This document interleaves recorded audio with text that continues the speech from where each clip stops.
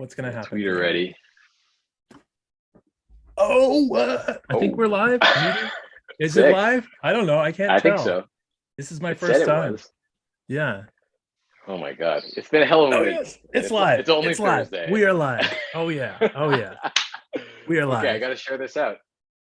All right, okay. Let's get it on. All right. Here we go. All right. Tweet. We are live. I'm gonna get, where's that chat? Gotta get some chat going on here so I can see it over here. This is totally new for me. You got a beer? Did you bring a beer, Nicholas? I got a beer. I have one. Should we, can I open and cheers? Yeah, let's do it. Cheers. Oh yeah. Fuck. I didn't plan on this. Cheers, sir. Cheers. Beer plus. Here we go. Let's do it. Okay. So first of all, you and I had a build. That's kind of like a side. Yeah. Okay, wait. Well, yeah, welcome to the Scaffoldy Juicebox Hackathon finale. Yes. Info.juicebox.money. Hit the hackathon link. I think /hackathon. And you can check out the details of the hackathon that we are just finishing, or at least the hackathon piece is finishing. Yeah, it's /dev/hackathon. Info.juicebox.money /dev/hackathon. And so the idea was there was a governance proposal to JokeDAO to fund Build Guild Juicebox project, $20,000 worth of ETH, and half of that dedicated to prize money for a hackathon. And this is that hackathon. This is that moment. You can go check out that proposal on Snapshot if you're interested, anybody. Snapshot.com/jbdao.eth, I believe. Anyway, the Juicebox page, you can see how this was all organized, which is kind of interesting if you're into the DAO shit. And so there were a lot of people who worked on projects. There's like 4 or 5 projects. I haven't even seen a list. We should definitely have a list. How do we wait? How do we not have a list? I thought we were supposed to show off the project. Philip will have one. So we'll show off the projects. There's lots of people hanging out in the Telegram. There's, let me see, 51 people in the Telegram, many of whom have been building. Some have just been observing. Some have been giving feedback. We just got a lot of feedback on our sort of non-competitive submission. But you guys got a lot of feedback as Juicebox. You got a lot of feedback on your developer experience, probably, right? Like this helped. Put a fine tune on the developer experience, I hope. Well, yeah, totally. Even just for me, I was, we improved the docs and solved. Actually, it caused a revision in the contracts because, or not in the contracts, but in the NPM package, reordering the interface imports for certain utility classes. So it's utility contracts that are useful when building things that plug into Juicebox. And we improved the documentation and improved the ordering of the interface inheritance to allow for people to do, like I ran into this problem where I was working on this NFT contract we built, which we'll talk about in a second, the banana auction. And there were conflicting inheritance linearization problems between, I think, the way Open Zeppelin does it and the way Juicebox's thing was doing it. So Daniel in the chat says, finally, you're gonna get your YouTuber diploma today for your first live stream. Awesome. Yes, I am. I'm learning. So do we need to have Philip in here? Do I need to invite Django and Philip in here? Or I mean, I think invite everybody. If anybody wants to come through, I think the hope is that today people will we'll look at the projects. We have some videos to look at, demos, and live demo sites we can look at from submissions from the hackathon that took what was the last week and a half, 2 weeks, something like that. Yeah. And there's a bunch of really interesting projects, a lot of NFT related projects, some like splitting funds projects, some concept work about like, and they all start with Scaffoldy. That's kind of the theme of the hackathon is start with Scaffoldy and then use Juicebox V2 in some way, and you're eligible for the prizes. Obviously, you can do whatever you want, but for this hackathon, that's the theme. So everyone got to play with the Juicebox protocol, to varying degrees of depth and approach, and some people doing more interface work, some people doing more integrations with the contract, either paying out or paying in or observing. So I think we're going to see some cool projects today. by see cool projects, do you mean that we should invite that whole chat onto this call, or we should show it off, or how do you want to do it? Okay, so basically, I say yes. I say invite everybody. Okay. Yeah. So if you okay. So if you have a project to show off for the hackathon, yeah, perfect. Hackathon, grab a beer and join us here. And here comes my Zoom link. I think we're not live streaming. Are we live streaming? Oh, we're live streaming. No, it's live on. It's on YouTube. Yeah. Really? I loaded it up and I don't see it. It says waiting for Austin. Maybe it's the wrong link. No. Here, we are live here. There are a grand total of 9 homies watching. It's live. It's working. Really? Okay. Austin Griffith is waiting for Austin Griffith. When you click, so I just put a new link in the chat. When you click that link, let's see. Damu is typing. Tweet. I was clicking the. Oh shoot! Did I tweet the wrong thing? Oh, dude, it totally says.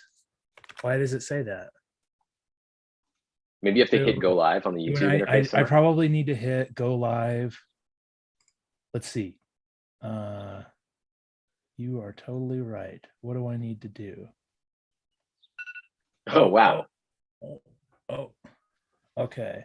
I see chat. I see folks in there. Some cool homies. So let's see. Oh, they are watching live. No, it is working. It is working. I think someone is watching live. Yes, but for some reason that link isn't working. The wrong link. The link is that what it is? The tweet. Should I delete the tweet and re-edit it with this new link? Yeah. Dang it. Viewers waiting, just 17. People will figure it out. We should just, if someone in one of the chats can post it into the other video so people can find it, that would be. Yeah, I'm doing that right now. All right, cool. Join us. Okay, yeah, so it would be cool if Philip or other folks are around. There are 2 streams. It's your first and second stream. And you never want to cross streams. Yeah. Okay, so I guess that's so I gave a little while you figure that stuff out. So I gave a little overview of what the hackathon kind of overall is about, and I think it's worth mentioning how it's going to work. So we're going to show off the projects right now, and then maybe hopefully some people who built them will be able to present them themselves, and then there'll be a JokeDAO vote. JokeDAO is like an on-chain voting protocol.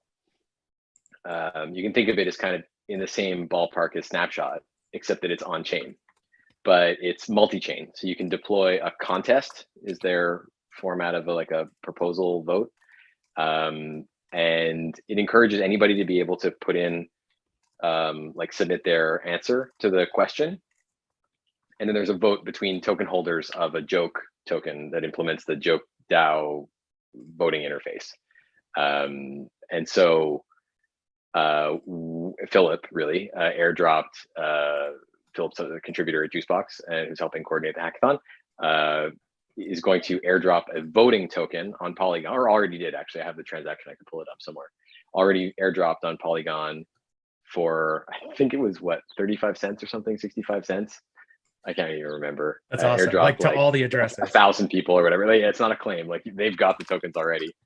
We have airdropped our very own scam coin voting token. 1-800-Austin token. If he could get the stream working, we'd be set. It would go to the moon. It's okay. I think people will figure it out. We just got to tweet out that link and then people will find it.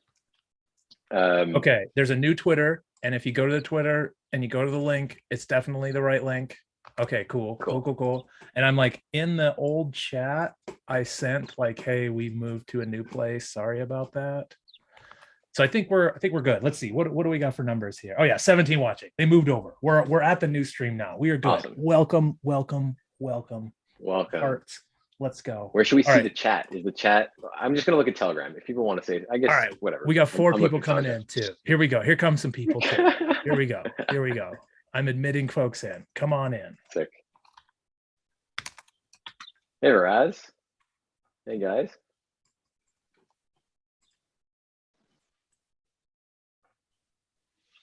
How's it going? Welcome. How you doing, Faraz? It's like, what time is it for you right now? Oh man, it's like 3 a.m. for him, right? Yeah, near to 4 a.m. Yeah, no one. Near to 4 a.m. And what are you doing later today? Oh no, you can't go to bed? Isn't it a big travel day for you? No, yeah, I'm okay. Yep. I'll stay here for a few minutes. He sounds incoherent already. Like he's already like at my YouTube skill level. Because Faraz, you're traveling to ECC, right? Yeah, not tomorrow, but yeah. I mean, it's technically it's Friday today, so for me. So yeah, I guess tomorrow. I'm headed there Sunday. Cool. Damn, I wish I was going now. You should go. You definitely should go. Yeah, let me just get some tickets real quick. It's going to be like a flight nightmare. Oh, no, I can't do it. I got a direct out of Denver. It was awesome. Straight Denver to Paris, like a baller. Catch me in 20C, like not a baller. Just trying to catch some extra leg room. Django in the house, the man, the myth, the legend. All right. Whoop, whoop. Super. Hey, Daniel, how's it going, Dan? It's 4:20 and I just got the stream going. So it took me 20 minutes from start to finish to get my boomer out of the way and get it happening. But here we are. We are ready. You did it. Do we want to show off some hackathons? Like some projects? Like what do we want to do? I started talking about our project for a second and then we got sidetracked, I think. Are we even going to ship our project? You go. Our project, we can ship our project, but I think people have seen enough of our faces, and we should possibly hand it over to Damu. Yeah. Is it Damu? I don't know how to pronounce your name. Damu? Yes, Damu or Damian. Damu, nice to meet you. Damian, okay, nice to meet you too. Would you like to show your project off? Okay. We made a video with Carlo. I can share the video or I can just give a live presentation. Would you be down to do live? I feel it would be more fun. Okay. I will share my screen. Ooh, let me set that up. I probably need to do that. You got it. Yeah. You're good now. Okay, 1 second. The first time Damu is sharing his screen in the last 6 months that it's not some awesome loogie build. If you are part of the build guild, you've seen him build optimistic loogies, fancy loogies, loogie fishing. Sailor loogie. Sailor loogies. There's a whole game on optimism around these loogies that Damu has built. Boa loogies. So cool.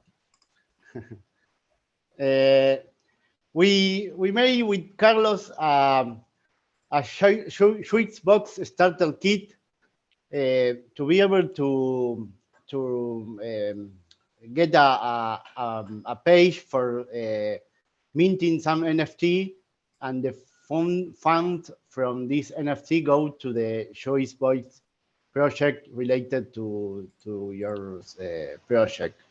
So we made this startup kit. It's just I will share the. Are you seeing the? Yeah, we see the buffalo. Now? We see the buffalo and the zebra. Oh, I'm trying to share the code. We have a JSON file with the config file when you set the project ID from Juicebox, and you then set some level for the NFT with the metadata hash and the price for for each NFT, and then the place is just and the contract is deployed, and the page is generated. Awesome. So you just fill in a JSON file and it'll generate a website that will allow you to sell NFTs, and the revenues are pointed at a Juicebox project. In this case, for this live website, they're pointed at Austin's project. Or did you deploy the online one? This is the project for Birgit. Are you seeing the Birgit now? Yes. This is what we deploy using this starter kit, pointing to the Birgit Juicebox project. And well, we take these 3 wonderful art from Daniel, and we deploy it on mainnet yesterday. And we already have some contribution. 12. Nice. I bought one of these. I think it's super cool to be able to just buy an NFT and be like, look, I learned like more than $20 worth of information from Austin and Scaffold ETH and all this, and it's helped me more than, and it's easy to buy because you're like, yeah, I have no problem making this donation, and you and you get something in return. It's nice. Super cool. And in the coaster, it's easy to add a new level with a new NFT art with another price to be able to add more than just three NFTs. Can you show the JSON file, configuration file? I'm curious what it looks like. Maybe I will stop sharing. You might have to, share yeah, again. Yeah, unshare and share, because I think you're just sharing that window, right? Yeah. Yes. If it's on GitHub, you can just pull it up in the browser. Then will you have a Joker, a portrait of the Joker behind you? And those are automotive seats. Those are automotive seats from a car in the background too. It's a whole story. Yes. Damu is a character that I love very much. Awesome. All right, here we go. Here's our JSON. Yep, we've got it. We've got the levels. So if we wanted to throw a new one in here, we would just throw in one at like priced at like 1 ETH, and we'd throw in the IPFS hash for it from Daniel. And then would we have to redeploy anything, or what would the steps be? No, we didn't do the thing that you can just change this file and you have to redeploy. You have to add the level, calling the add level in the contract. We didn't do a task for it. But basically an artist could do this. This is always, we're always trying to get as close to an artist could figure this out when we're building some of these things. So someone like Daniel Sheldon could come along and just deploy his own NFTs by just editing a JSON file and making some MetaMask transactions, which is really cool. Yes. Here is where we add the level in the deploy script. But well, if you run again the deploy script, this will try to add the existing level. We have to make some changes in this script to be able to just add the new levels. Got it. Oh yeah, sure. Yarn deploy reset would do it too. Go fresh. Yeah, but you have to spend just again another few $100 probably. I probably owe you guys for gas. Let me know. Yeah. We wait for a low gas. Good. Yeah. So 2 questions. If yes. Does this let me subsequently add levels to the same contract, or is it locked at the Yes, you can add levels to the same contract. Yes. But what he's saying is that this for loop right here will loop through all the levels and re-add all of them instead of the logic of checking which levels exist. So a small change would need to happen to this for loop to double check if the level is added yet before calling it. And then you could do a yarn deploy and it will detect which ones are different and add the new levels. So there's almost like this sync script where it syncs up with the current status. Yeah, that's what would happen. Exactly. Yeah, I think that we can make some changes and be able to do that. Cool. Super interesting. So just to recap, basically you made an NFT marketplace that people buy NFTs at different levels and the money goes to a Juicebox treasury to be managed over there. But you added this extra twist to it where you made it so it's all orchestrated from a single JSON file. So technically we could set this up in a way where probably an artist could either come to a website or maybe even clone a repo, change one file and run a yarn deploy Eventually it'd be nice if it was like a MetaMask, you hit a button and go, and like maybe their JSON shows up. But the extra thing you added here, other than just NFTs funding a Juicebox project, was making it more accessible to someone who maybe doesn't know a ton about code or coding. You made it more accessible to those folks. Maybe we can add the upload to IPF2. Oh yeah, where you can just drag and drop. Oh yeah. Yeah, exactly. That'd be cool. So what's the name of the live website? It's nft.billguild.com. And thanks to Biddle Carlos, is it biddlegiddle.com or BillGuild? Okay. We will eat together with Carlos that he's sleeping now. Carlos is a beast. Yeah. It was very nice to build this with Carlos. Yeah. Yeah, awesome. You guys seem to move really quickly, and I love the art that you picked as well. It's very cool. It's like I like the association with BillGuild of this art. I guess it's something that the artist had already made, given the time constraints. Some of them, yeah, and also he made them in Nifty Ink, so he was using scaffolding. Oh yeah, that's right. I learned that art. Yeah. Can we go look at him drawing them? Yeah. Yep. I can even hear. Let me steal the screen and I'll share it and do that. I'd love to see that because they're very detailed images, and I don't know if people watching know. I mean, he touched them up, I think, in another program. But if you go to Nifty.ink, it's built with Scaffold ETH. You can see that I've got like the usual wallet in here. You can usually just scroll for a little bit and find, ooh, I like what's happening here. This might be for another project that I'm excited about. But you can always find a Daniel Sheldon in there somewhere. So we can see this is a recent one. Let's go look at some of his work though. Oh yeah. Oh, that's just. Let's look at one of the ones that wow, it's so detailed. Let me find. Awesome. Goddamn. It's nice. Yeah, it's cool stuff. And you can see every pen stroke once we get in. That's what I'm excited because it's like it's art that is so much more detailed than you would expect of this tool. So this is for the cadets. You can see that it's writing. This person is writing a smart contract with a freaking like feather pen, what right? the but if I hit play, we can basically watch him draw the thing. And you can see how messy it is. This is not like some like very precise tool, right? It takes time to draw this stuff. Like but this is Nifty Ink. Like so Nifty Ink is like an onboarding demonstration, basically. Like we built Nifty Ink to be just a cool platform that anybody can fork and use, but at the same time it was kind of a combo move to show off how you can use burner wallets.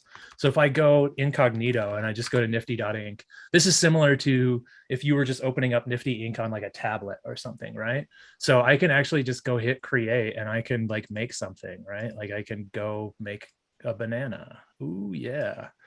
And it's got to have like that extra, some of that. And then I'm going to actually make the banana itself into a J. I don't even know why, but why would we do that? And then like let's make some smoke by making it like transparent. Oh yeah. Banana J. And I'm going to make like 8 of them and I'm going to hit ink. Okay. So something really interesting is going to happen here. Like I have a burner wallet, right? I don't know anything about crypto. I just opened up my tablet and drew something.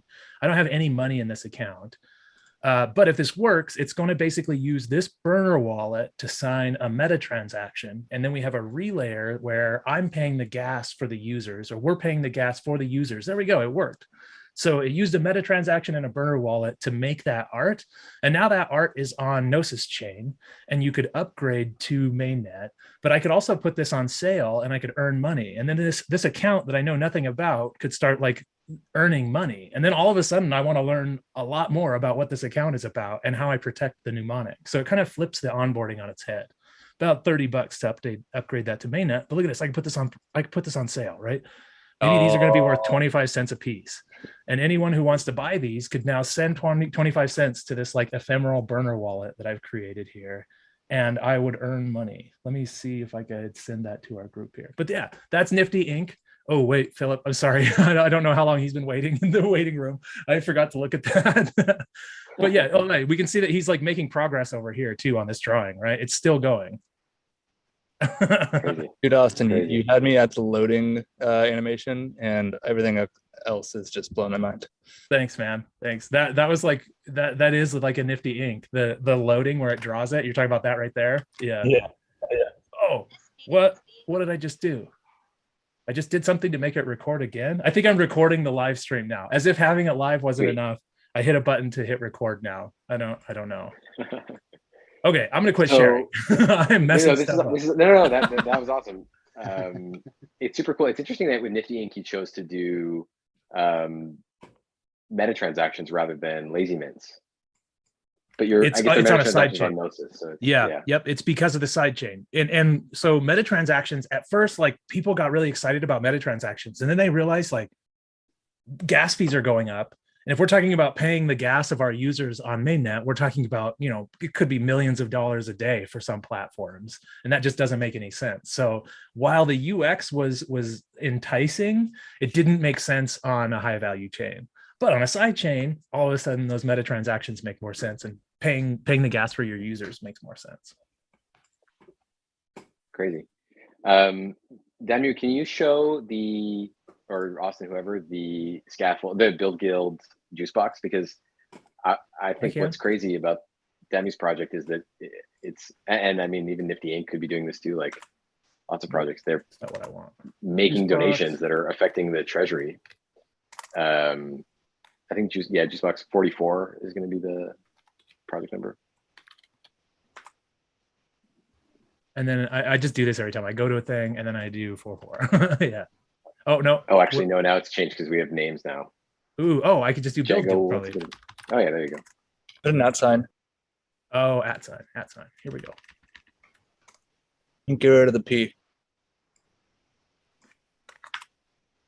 All right. Here we go.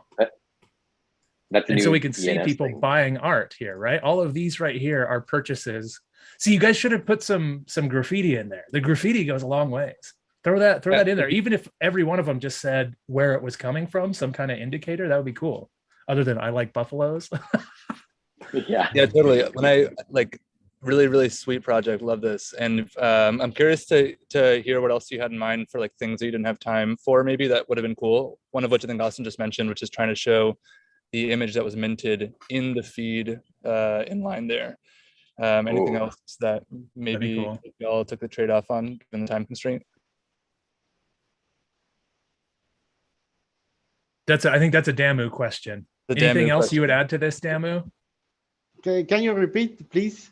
It's just basically like, what would you add to the project? What if you had more time? What were some of the changes? Yeah, I think that they made easier to build the site. Maybe the upload to IPFS, the image, and this add new level easily. We left. We need to the payer deploy.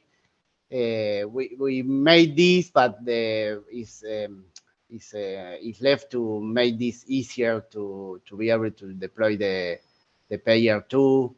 I think that these three things, all the other stuff are a lot easy to deploy the site and have it working. Awesome. Yeah, this is a great project. And a lot of people might use this, so let's definitely. Well, at least I'm down to take it from where it is and decorate it a little bit if there's demand for it. But sweet project. Thank you. This is definitely like a Build Guild issue. We build really ugly things. We build really ugly, really powerful prototypes, and they end up looking kind of like, oh, it's just like this plain white page, and the button does what it needs to do, but damn, it could look better, right? This is a thing that like the Build Guild is trying. We're having a bit of an existential crisis trying to figure out how we take these like 60 to 80% builds and really like push them over the line. And I think it's about like pairing up with a designer, pairing up with someone that understands, a little bit more about like user experience and UI, where Damu could quickly prototype something, but it'd be cool if we could hand it off to like a next layer, like pitch it to the next guy and they can kind of design it up, guy or girl, of course. They could design it up and make it look better and take it pro. We need someone to help us take things pro more often. And that's something we need to work on in the thing though is each project who forks this to use for their own treasury is going to give it their own flavor. So like the bare bones is great, but from a functionality perspective, like what other things? I actually love the Build Guild style and aesthetic. I think it's like it jogs the imagination. You can imagine how to take it from where it is to where you want to go. But functionality wise, like dope, yeah, little widgets is like obviously something that only time can afford, and obviously Juicebox DAO is like super down for trying to keep supporting those things. But damn, really impressive for a week and a half. So forget about making it look a lot nicer. It's a starter kit, and people will they'll add the looks to it. The most important next step is to make it super easy for someone to fork and make a small change and be able to hit go with. So probably cleaning up that JSON file and some of those technical things on the back end. Dope. Yeah, and we write a clean README file to anyone can read this and just deploy the thing. That's another thing about the Build Guild. We are definitely README driven. Yeah, a good README goes so far. Yeah. Exactly. Great project, Amu. Thank you. Actually, maybe we can throw quickly to Philip, and you can describe to what extent the vote is ready, or what people should do next, just so they keep in mind. Because the idea is we're showing you projects, and then if you donated to Build Guild, or if you're a member of Juicebox DAO, JokeDAO, or Build Guild, active members of any of those groups, then you're hopefully on the list that got airdrop tokens that can vote. Philip, do you have anything to add on that subject?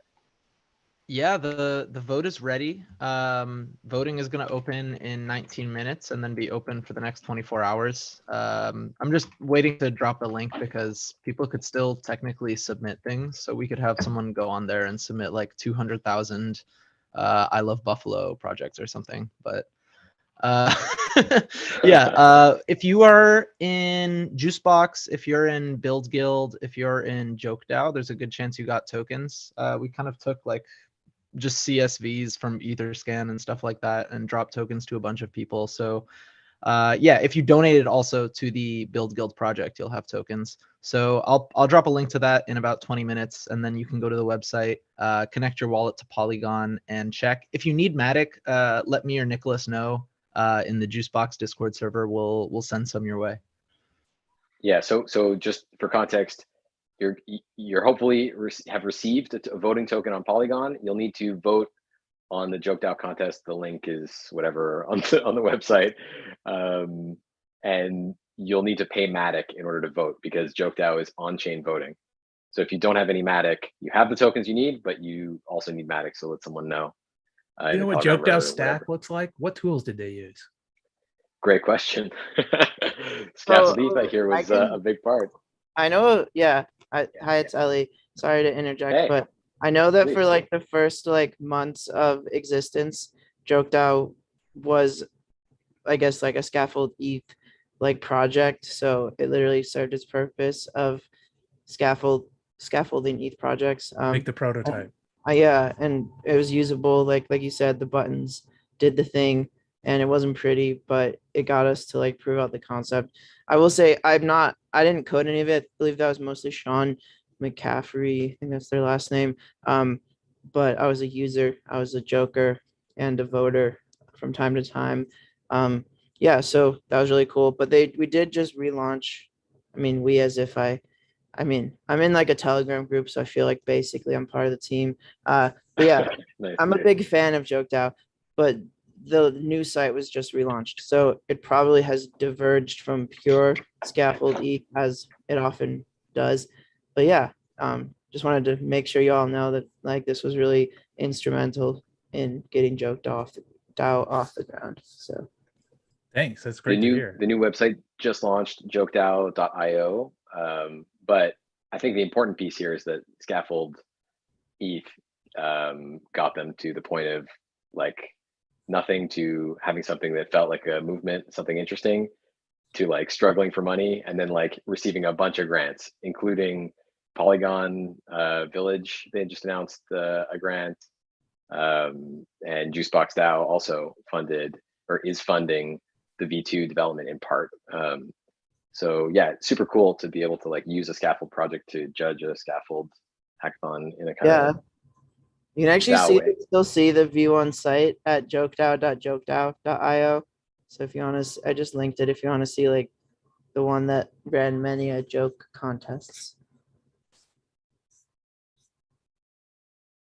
which is cool. Oh yeah, we're saving that somewhere. It's such an ugly scaffold ETH build, right? But it does exactly what it needs to do. It's so bad. Like the buttons up top and like 2 of the buttons are activated, so you don't know which. Oh man.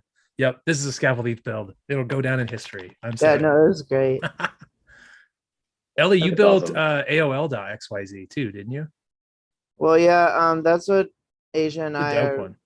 Things, yeah, that's what Asia and I like are. I guess are semi-serious. Well, that's our serious project, as I like to say. The one that like, you know, I've been tweeting about this lately, which is kind of like maybe I'm burning my venture-backed bridges, but I sort of like dance between I don't know, like submit to the will of the venture capitalists, or do I like, I don't know, just make a Juicebox project?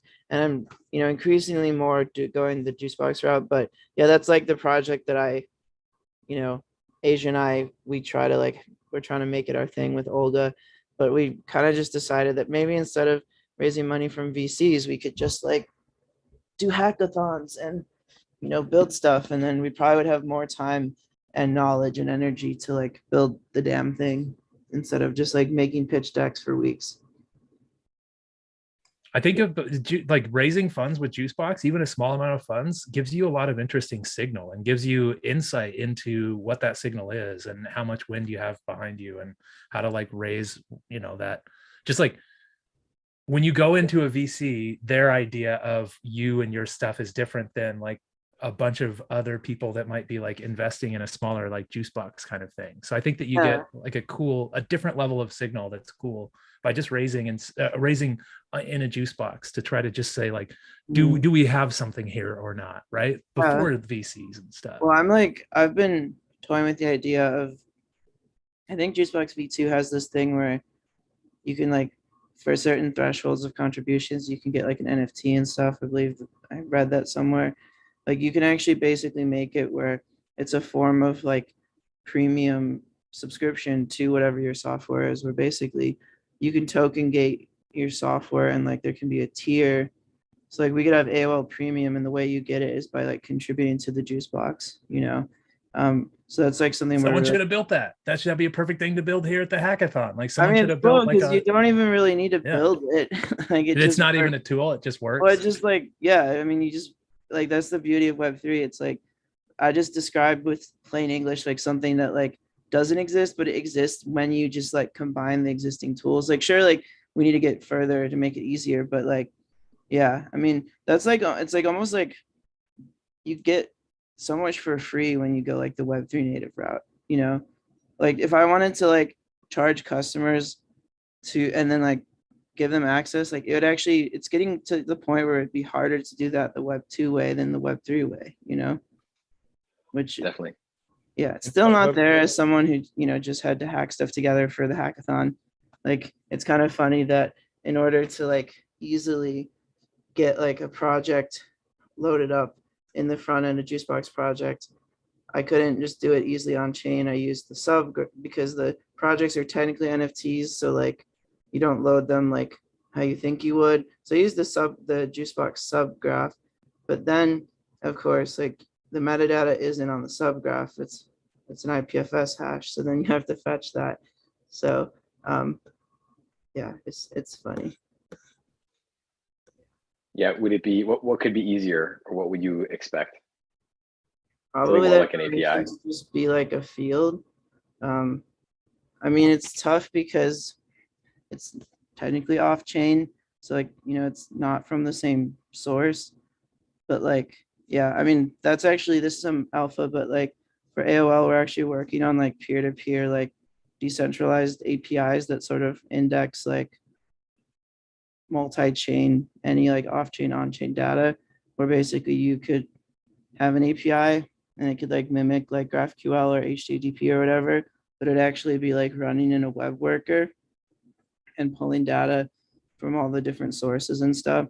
So yeah, that's like something that we're working on. I mean, should I start like, we recorded a video, like a 3-minute video for my project demo, but I could also just you should tweet that. Like people just need to tweet it. But like I feel like people like work in the dark so often. Don't work in the dark. Tweet the shit out of that and make sure I do. Yeah. I have gotten better about tweeting things. Like I definitely do it. You got to do it. And sometimes it sucks, but you got to do it. Yeah, I definitely have tweeted about my crazy ideas. Like one thing I tweeted about like 3 days ago or 2 days ago, I don't really know, maybe it was yesterday, losing track of time, but it was basically like, instead of deploying a JokeDAO contest that's like lets you vote, you'd actually deploy an ephemeral blockchain like that runs via Celestia and whatever like VM you want. So like basically like your contest is literally like a blockchain from like life to death of the blockchain. Like you can obviously set it like time limited, but it obviously like that could like really open a lot of like cool things, because it could be like whoever ends up with like the most native token by the end of it wins or something. And like literally like you could have infinite rules. But what's cool is like the rules can be enforced programmatically or like via like social consensus. Yeah, I just think the design space of all this stuff is really cool just because of like how many things work together. Yeah. Should we that's awesome, and I would love for you to do it live and show the okay, video. Yeah, I have the tabs pulled up. For those of you who don't know, I heard about this like 2 days ago, 2.5 days ago maybe, and because we've been so busy, we didn't really get started with it until. That's why we extended it. I'm glad we. But extended we maybe did like 1.5 days worth of coding. Yeah, and the most of it was literally today. So just because we've been trying to like, I guess, have runway for AOL. But yeah, let me share my screen. We decided to do the all-in-one multi-sig plus Juicebox interface with full read and write access. Yeah. Fun. So another, cool. Yeah. So I'm taking multi-sig.lol, which is pretty sick. Scaffold.eth. You know, doing a lot of heavy lifting. I actually got me thinking about some ideas of how to like basically make almost like micro apps where like you can plug a existing scaffold.eth app into another one and like sort of compose the functionality. But yeah, let me share my screen. I feel like that's going to be a thing with apps in terms of security, like the security of an app and someone making a change to it, and like the app will have a fingerprint and people will sign off on the fingerprint. That's another alpha leak for AOL. That's what when you were talking about NFTs being little apps within AOL.xyz, that's what I was thinking about too. Is like it's really exciting, because imagine you're gonna be able to go to any site, and similar to like Google Analytics includes a script tag, or Facebook, where it knows where you are without like imagine that, but it's like privacy preserving. But basically like supported sites could include a script tag, and that would load up like an iframe that basically is like your secure environment. It's loading from a source that's like essentially inert unless you like have authorized it previously, and that's sort of like your secure environment. And then that's the one that actually connects to like your wallet, and then you can actually like load up like, you know, these sandboxes for other apps and everything. And yeah, it's gonna be really cool. Okay, so can you see my screen? Yes. Yep, we've got the Scaffold Hackathon notion down. Yeah, so the one we chose is this one, all-in-one multi-sig Juicebox interface with full read write. We technically got there in like the hackathon sense of the word, that like we proved it is possible. Yeah, so multi-sig.eth, for those aren't familiar, it's as if Gnosis Safe wasn't as complicated. And sometimes it's good to not be. Gnosis Safe is also awesome. Like we're so thankful for Gnosis Safe, but a simplified version would be fun. Yeah, if you don't want to like be drawn into all of the apps, you just want to like, you know, have a multi-sig. I'm not connected because I'm doing some weird local dev stuff. But yeah, so this is what we started with. This is me like drawing crudely in Figma, but the idea is, you know, you split the multi-sig to the left, you have Juicebox stuff to the right, and I guess like a innovative feature is a visual timeline of cycles, because it's really hard to visualize, you know, where you're at in a cycle. If there's like important deadlines, for example, like as a project owner, I need to know if I need to like change my funding cycle, because this is currently just like, yeah. So, because like there's often this like 3-day period of like where it closes, where you can't update a cycle. So we need to know when that is. But yeah, obviously that looks bad. So what if we? Can I give a little bit of context to people who maybe don't know Juicebox as well? Oh yeah, sure. So that's very interesting about the timeline thing. We should talk about that more, just because it's interesting, and I totally agree. But like the base intuition for the prompt that you chose is often Juicebox projects, like the wallet that can reconfigure the next funding cycle for a Juicebox project, which is to say how many tokens you receive for making a donation, how much of the treasury is going to be sent to what addresses. Those configuration details are available to the project owner. The project is an NFT, and it often sits in a multi-sig wallet, so that it's not just an individual who can reconfigure, it's a multi-sig. And so there's some intuition that like it would be interesting to have all the information about the multi-sig that is actually controlling the Juicebox in the same place as all the Juicebox information, in the course of like the transparency of how the project is run, and also like giving you details about like who's actually sending the transactions, what, you know, how many they've sent recently, what they were, all kinds of stuff. I also think it's like useful as like sort of like the project admin, like when you think about like changing the cycle, like if I have to add a new contributor, like I can see that also. It's like, how much money do we have in our multi-sig? Are we gonna have to like change like the payroll amount? Like, you know, I mean, technically it's like coming from Juicebox, but like, do we need to like top up some stuff? So I think it's like the idea is split it up, like, because I'll get into this in a second, but like well, I guess we get to now, like you can see that like there's like sort of token specific stuff, but I actually removed it from this UI. But if we go to, sorry, the Zoom thing is of course blocking my tabs. If we go to a normal Juicebox page, which I have open here, this is on Rinkeby, it's not my page, but you can see that there throughout the page, there's sort of like links, like sort of information talking about the multi-sig. But I felt that was a bit like sort of distracting, because it sort of makes it confusing for like the normal user. It's like, do I need to care about this? Like, you know, what's the difference between a wallet and a treasury? So I feel like having those like clear like lines of like what that is useful. But also like it can simplify like the information and stuff. Like basically there's just like strangely a lot of like places where it tells you this, even though like it, yeah, anyway, so I'll get to that in a second, back to that. So yeah, this is the like the initial wireframe, or not even the wireframe, just like a sketch. And this is what our awesome designer Olga put together. It's called Bananas. That's the name of our project. This looks awesome. Yeah, it's fun. Yeah, Olga's really good at like making fresh like designs that are also usable. So yeah, we had these like quick actions, which basically the goal eventually would be that like you could sort of suggest these based on like upcoming timelines and stuff, but just like a quick way, if you know you have to like go in and distribute funds.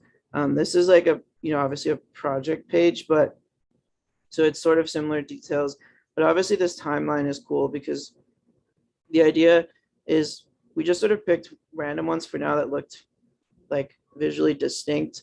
People would have like, you don't want to have a key or something probably, but this is like when a cycle ends.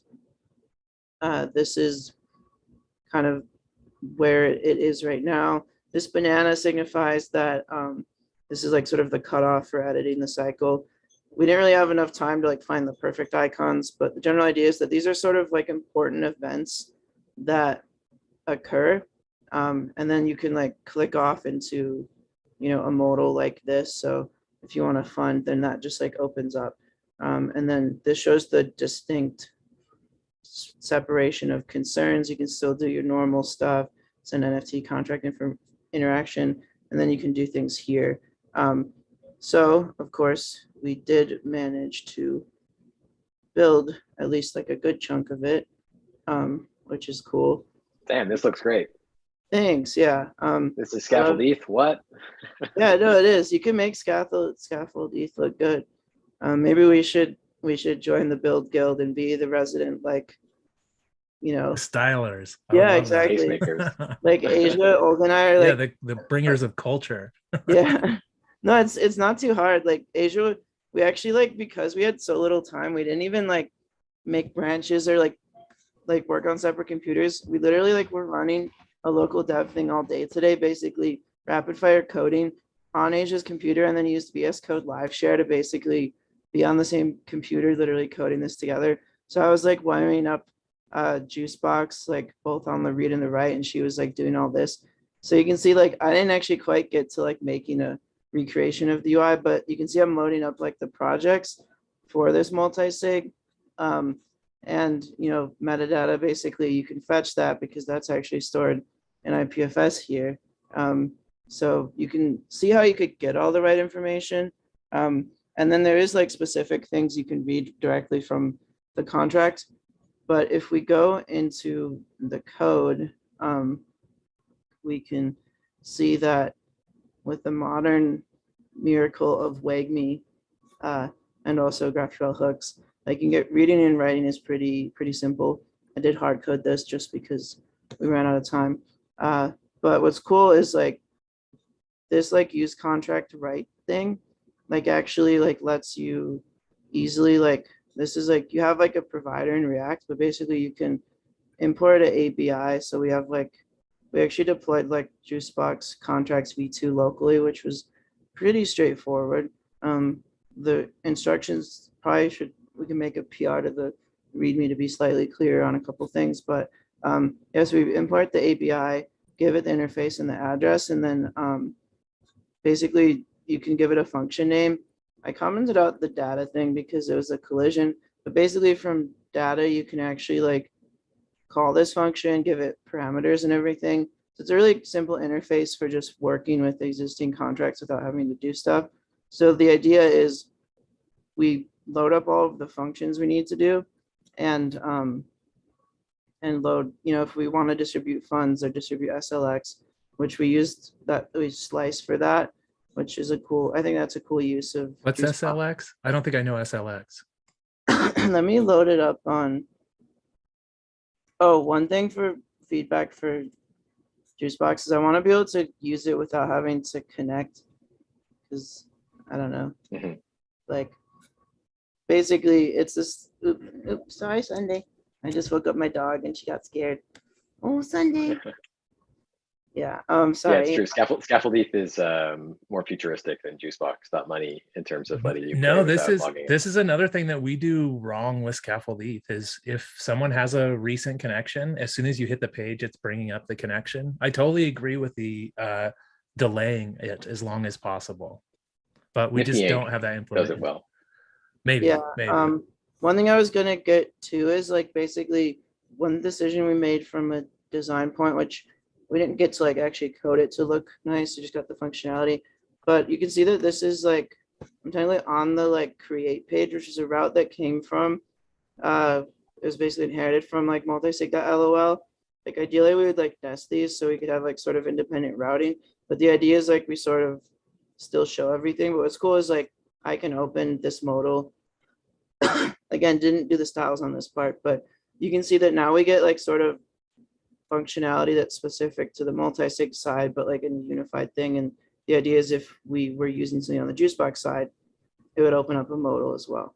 So I think like, you know, this project really illustrated to me, like at this point, like there's so many existing, I guess, read and write places in Web3 that really it just takes like the front end dev time to put something together really nice. And, you know, to the point of like pairing people who have style, so to speak, but also who can like code it with like people who make these initial prototypes. Like I think it's like could be a really powerful combo to just like ship a shit ton of stuff, you know, because I think like we didn't spend a lot of hours and like we proved that like you can bring things together. Like I think like the fact that Olga also like last minute put all this together like really quickly just shows like having like a solid team of people who can just like nimbly, put stuff together. Like I love the design. It's so good.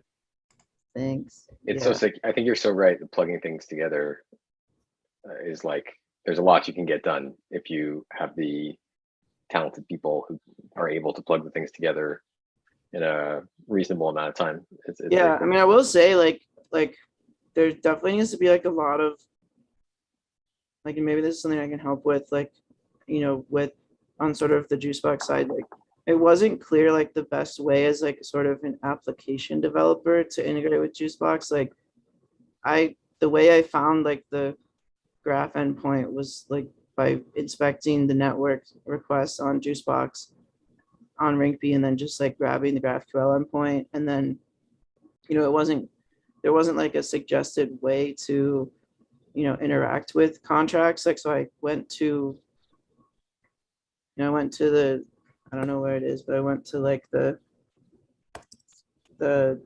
what's it called? Like the Core V2 contracts and just like learned about them. I mean, like the docs or the contracts are pretty good, but obviously like, I didn't find anything on the docs about actually using them on the front end, which was interesting.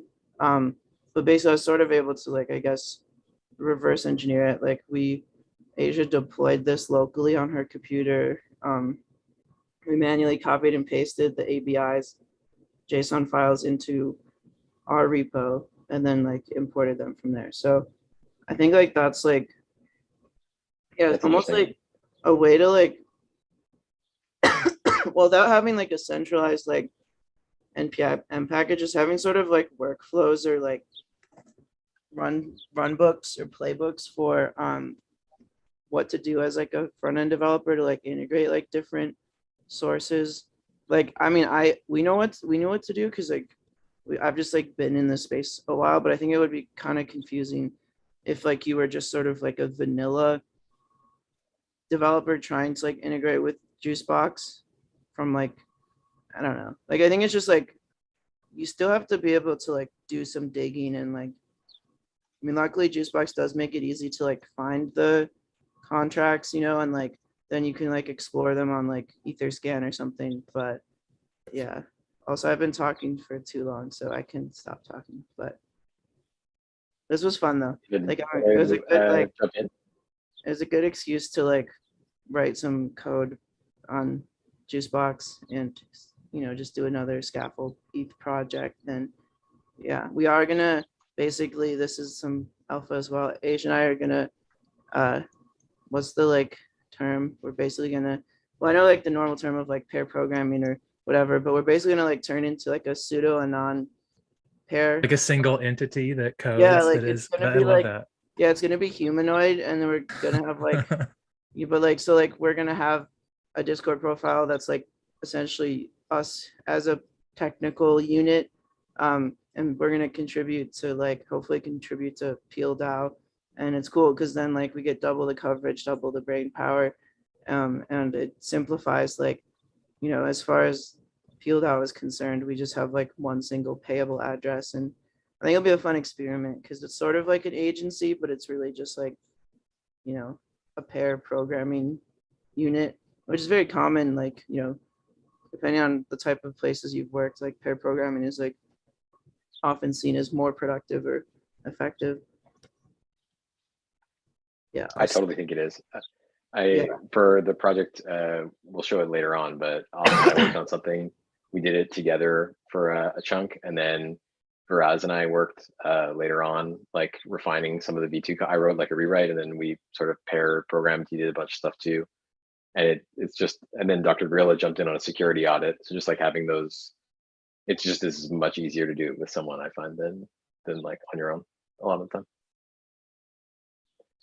time. So going to that hackathon project, I'm imagining the multi-sig down on the bottom left and the Juicebox project on the right and the cool timeline. I'm imagining that after a while you would use that as a prototype and you would do probably like 3 different very common things within the multi-sig.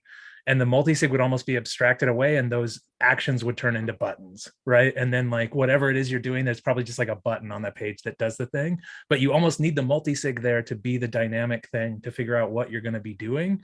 So you almost need the prototype to play with it, to have it in this format, to see what a finished product would look like. So there are like maybe some iteration cycles there that are, I don't know, it's just exciting. It's sort of like almost like Zapier versus Zapier versus like just like a product that tries to do things for you. I think it's almost cool that you could sort of think of the two sides, like the multi-sig and the Juicebox thing is almost like sources. And you could imagine that you could almost like extract like functions from both of them and like sort of put them together and like steps and everything. Probably right on the timeline, just like buttons coming off the timeline that do the next thing that needs to be, whether it's on either side. Yeah. Cool build. Like that's like a general idea I have been having around like building these applications. Like a lot of, I mean, even like, Damu had like the JSON file to configure like minting NFTs and showing them the front end everything. I think sort of like structured data to like do things instead of just like hacking like with static strings and stuff like in components in front ends are like, you obviously have to like find the balance because you don't want to like over optimize things too early. But I think like sort of in the spirit of composability, it's like in the same way that you can import a smart contract and use all its methods, like how do we get to that like level of reusability on like front ends and across front ends, that's an area of focus that I've really been toying with like for over a year since I went full time last year in Web3. But I think like one feedback that I'm sure you get a lot, Austin, on Scaffold ETH is that it can be intimidating when you have to go into like even like app, JSX, because it's like, okay, what do I need to worry about now? How do There's I know so much, like, messing something up? But like it does a lot for you. So it's sort of like, how can you get the best of both worlds where like it's almost like you don't want to like assume the user doesn't want to like peek underneath the hood, but you also want to respect their time and attention and like make it easy so they don't have to like have too much of a cognitive load. And then it's like when they do create something new and novel, how do they easily publish that for the world to then like build off of? And you obviously get that with Solidity and smart contracts. But to your point of having a fingerprint, like imagine if you could publish like an on-chain / off-chain NPM package, a node module, or an ECMAScript module that basically can be imported in the same way a smart contract can via an ABI. So then you could have like that sort of at runtime way, or even at build time to like, you don't have to like, I'm definitely very close to making a unpackaged / like on-chain NPM registry. Very close.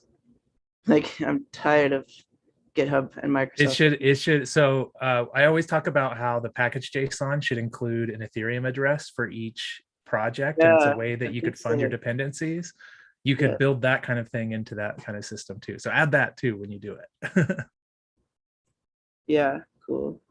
I'm gonna just typing, but we can share the Figma, and like we did record a Loom video, which basically is like a 3.5 minute version of like what I walked through. So do you have the link? Nicholas was asking this in the chat too. How do we get to like go play with it? Was that just like a local host version you were on? Yeah, we didn't get to give us a surge. Give us a yarn surge just to tinker with. We were so close, but we have the repo.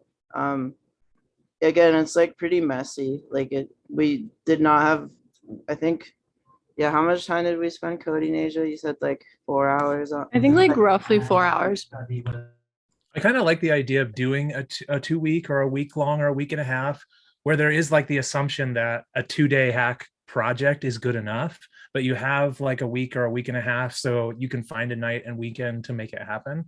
I like that format a lot. Yeah, that's actually a good point, because sometimes you can't like do a hackathon right on that exact weekend. But yeah, and that's why I never know like our 2 or 3 week hackathons like expectation of like 80 hours of work. Probably not. Like, but maybe some people go hard and and do 80 Time hours. spent is for sure. Like, I think the more time, maybe you can refine things, but the intuition to like visualize funding cycles in that way, I feel like that you just have to kind of intuit that can come in 30 minutes, or it can come in like 2 days of really thinking about the problem. And that was, I think, my favorite part about this one. This is a cool project. Thanks. Yeah, BRB real quick. I'll BRB. I'm here. Okay. I was telling Nicholas that like, yeah, that's kind of how I view hackathons, as sort of like a condensed form of like product ideation, and like working from like, you know, giving like a set of problems and narrowing down like what do you want to focus on, like how do you get like a solution, and it's sort of like manufactured serendipity. Like there's really no point in stressing about like not getting like all of the code perfect, because, you know, like if it wasn't for this hackathon, I, like you said, Django, I wouldn't have come up with like that. I mean, it's like I didn't come up with the idea even, you know, but like you all provided the description of it. But I was like, hey, like we should do a timeline instead, and Olga was like, oh yeah, that's cool, and then Asia coded it, you know. So it's sort of like this like hackathon was like a, I guess a, was, I don't know the word I'm looking for, but basically it was like, it was an inflection point that caused like us to have this happen. And now like, you know, we can put it out into the world, and like maybe that's something that like gets incorporated into, you know, the main project or something. And we probably couldn't like copy and paste the like perfect code that we, if we spent a bunch of time, but like at least like now like people can riff on it and expand on it. So yeah, totally. You could definitely slip it in like a PR and just open the conversation, and folks will contribute to it. But I think the cool thing that people are leaning to is that projects who spin up on JB oftentimes want their own website to configure the features that they really care about, what they don't really care about, and like have turned off like entirely. So it's just like noise in the interface. And having a version that's really easy to spin up a front end for, and experiment there is also really compelling. So we're not stuck to like, is it going on juicebox.money or not, even though that's like an openly contributed to project. It's like, how many versions of juicebox.money can we like safely put out into the world that people can use and route their own communities to, and then build, extend, and whatnot, given their own needs. Yeah, I mean, I'm definitely like, I can't speak for Asia, but I'm sure she's probably interested too, like sort of continuing to hack on like sort of the bananas brand. Like we didn't buy it yet, so none of you try and scalp it, but we're gonna try and buy bananas.cash. That's like the domain that's available. Bananas.money is not available, but I feel like bananas.cash is kind of fun. And I think it could kind of be like an interesting way to like, almost in the same way that like nouns like can have derivatives, like almost like derivative brands of Juicebox, where basically like, you know, people might not even necessarily know that like they're using juice, or like they don't have to know right away that they're using Juicebox. They just like know that like it's like powered by the Juicebox protocol in some ways, as opposed to. I think it's also cool to, if you're doing a front end like that's on its own, if you're facilitating onboarding for projects, and like it kind of makes sense to even pre-fill or offer the project to pre-fill support for your project. So you can make a bananas Juicebox project and then pre-fill like a 2.5% quote like fee into the splits that they can then like take off if they don't want to. But most people who are using a site and recognize its value actually want the people designing it and building it to improve it, because it'll only help their project also. And you can maybe even like start trickling some self-sustaining funds through that. Yeah, that's actually a great point. Like almost like you just basically proxy the, like you basically would deploy like a proxy that is the bananas like thing that like you basically, that would call like the pay, you know, when you, and then or even the distribute project, like you can split things between different addresses when you configure distributions. You can like suggest 2.5. Oh yeah, it's like they said it's like the choice, but then like your project. Yeah, it's almost like suggested contributions. Yeah. And then they get tokens, so they're part of your community too. And then you can leverage that however you wish. Well, I saw something interesting on, of course I'm forgetting if it's like, is it Tom or John or someone who like made of course I can't connect to Juicebox because let me try switching networks. I just was like, didn't want to mess up my local thing. But basically, like, let's see what it is. It's trending project. Yeah, JokeDAO. You know, like they have like 10% of their thing is routed to GiveWell. It'd be sick if you could basically have like suggestions when someone makes a juice box, like, hey, like, do you want to like, you know, route 10% to like split it to my whole package JSON. Yeah. Split it to all my dependencies. Yeah.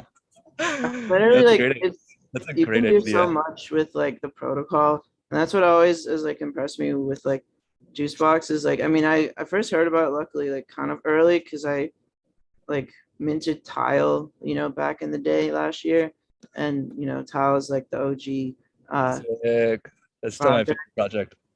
Yeah, so like I like knew Juicebox was like gonna make it like eventually, but like it obvious I like knew that it was like it was obvious, and like you all knew this too, like it's like a lot to take in, but like even like V2 is like is so much like further along than, you know, V1, so like it's V3 is going to be even further along, and then I think it's cool because like especially like when we start thinking about it as a protocol, you know, people are going to be building stuff that like the core team isn't even thinking of, and then, you know, yeah.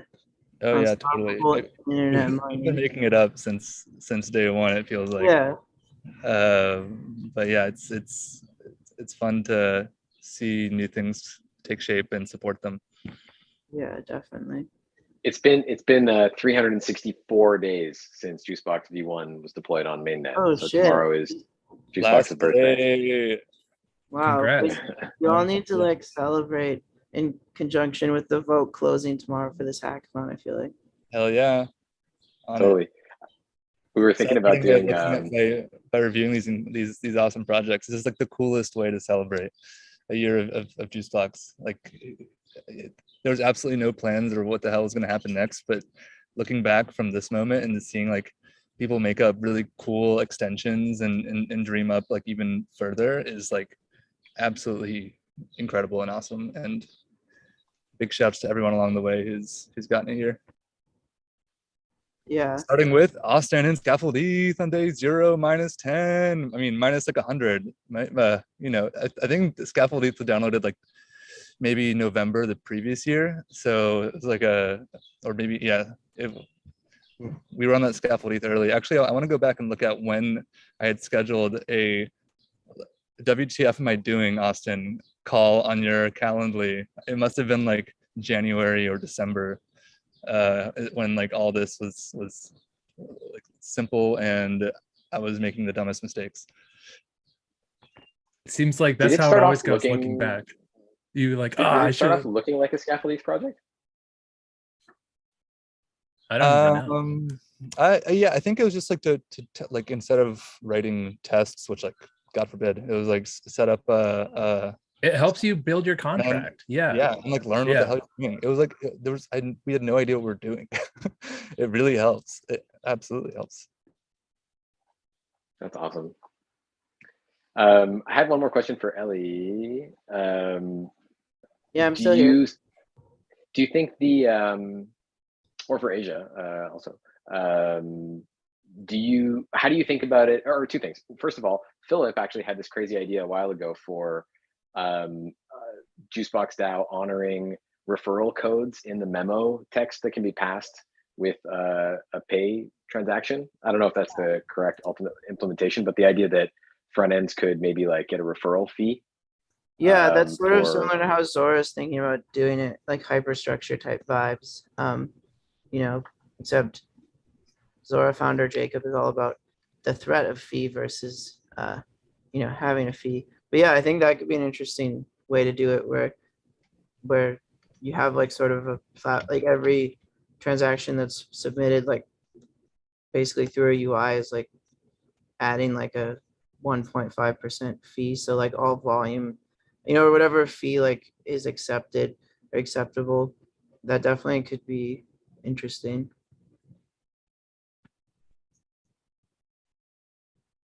Yeah, I mean, I would love to like, I mean, another alpha leak. We're definitely planning on this event. If anything, this was like an experiment to see how using some of the Juicebox protocol was, but we plan on like having it be like part of like sort of having a white labeled front end in AOL as like sort of an app. Totally. So yeah, I think like there's definitely gonna be a ton of like different funnels into getting people both like contributing to projects, but also creating them, managing them. It's a whole ecosystem at this point. Let's build it. Hell yeah. Super glad you're here, Ellie, in Asia. Yeah. So Asia, did you want to say anything? Yeah, why are you so quiet, Asia? I'm so sorry. I'm with my mom and there's like lots of background noise and the dogs are barking and it's just a lot. But Ellie, you killed it. You crushed it. Thank you for leading the presentation on the project. It was super fun. I know we only hacked for like 4 hours, but there was a lot of like thought that went into it and our designer crushed it. So yeah. Well, yeah, as usual, we leave the coding to we defer the coding for as long as possible so we can let the problems stew and percolate. Like that's what we did when we were at the ETH New York hackathon last month. We basically like didn't start coding until like Saturday evening and then stayed up all night. And we did a really good job. So yeah, I highly recommend like not coding for as much as a hackathon as possible. Despite only, what did we do? Like 2 days, 1.5 days at New York. We still won. We won a few prizes. So that was pretty awesome. Super exciting. And that was my first hackathon. So this is my second one officially. I've been coding professionally for 2 years. So it's really fun to like do side projects for fun. Awesome. Definitely tweet the link to the other project you mentioned, because I'd love to check that out too, or share it in Telegram or something. Philip, did you want to say something? Oh, nothing. Actually, yes, I do want to say something. Voting is live. So go to Telegram or Discord or Twitter or anywhere else, and or the hackathon announcement page, and you can click the link and vote there. And again, if you don't have Matic and you need Matic to pay gas, just message me or Nicholas, or drop a message in the Telegram, and we'll get you sorted out. So the links to all the projects you mentioned in the Telegram are in the joke race, in the contest. So if people hit up the contest, they can find links to everything. There was a request in the chat to go to people who have to go to bed soonest, who are in the most inconvenient time zones first. Is anyone in an inconvenient time zone who wants to talk? Yes. Is it Malish? Yeah, it's Malish, but my name is Mulili. Sorry, my time zone is GMT +3, so it's like 2 p.m. Oh shit! Not p. So sorry, 2 a.m. It's almost 3 a.m. Okay. Yeah, so I need to get some sleep. No, it's yeah. Thank you guys for the opportunity. First of all, I enjoyed the hackathon. It was good. This was my first time, working on Juicebox. I've worked with scaffolding before in a couple of hackathons like ETH Global, Gitcoin. Like I've done a lot of Gitcoin hackathons before, so it was cool. I really enjoyed the whole experience. So let me just get on right to my presentation. Just a sec, let me present. Yes. Oh yeah, and if there's a link, or I guess maybe Philip can grab the link, or someone can grab the link from the vote thing. Okay. So what I did is, what I wanted to accomplish was to enable anonymous donations to the Juicebox treasuries. And basically, I tried to do that by integrating Juicebox together with Tornado Cash, because they basically, like, when it comes to anonymous, funding or anonymous transactions, Tornado Cash is on top of the market. So I was able to get it working to some extent, like you are able to deposit the funds, or rather you are able to deposit the commitment to the ETH contracts, but the withdrawal became a bit of a nightmare. Firstly, because I was working on localhost using the hard hat fork, and with that, like, it was kind of easy to debug. But today is when I actually deployed everything to Rigby, and everything basically broke down. Like, I even disabled the part where you you deposit the commitment and then you submit the ZK proof and the project ID so that that treasury is funded. But basically, I can just take you through the whole flow. Again, the working of the app, so to speak, is very simple. It works like Tornado Cash. You are able to select a particular ETH amount that you want to fund a treasury with. Then after that, you click anonymize, of course, so that when you withdraw, that there's no link between the deposit that you made and the funding that was done by the contract. I think I've disabled that because, again, it broke down on Rigby completely, and I was not able to get it working on time. But I'll fix it maybe tomorrow when I wake up a bit more energetic. And then after that, does it use an SDK to interact with Tornado, or does it just make a direct smart contract call? How did you set up that interaction? That's a good question. Let me show you the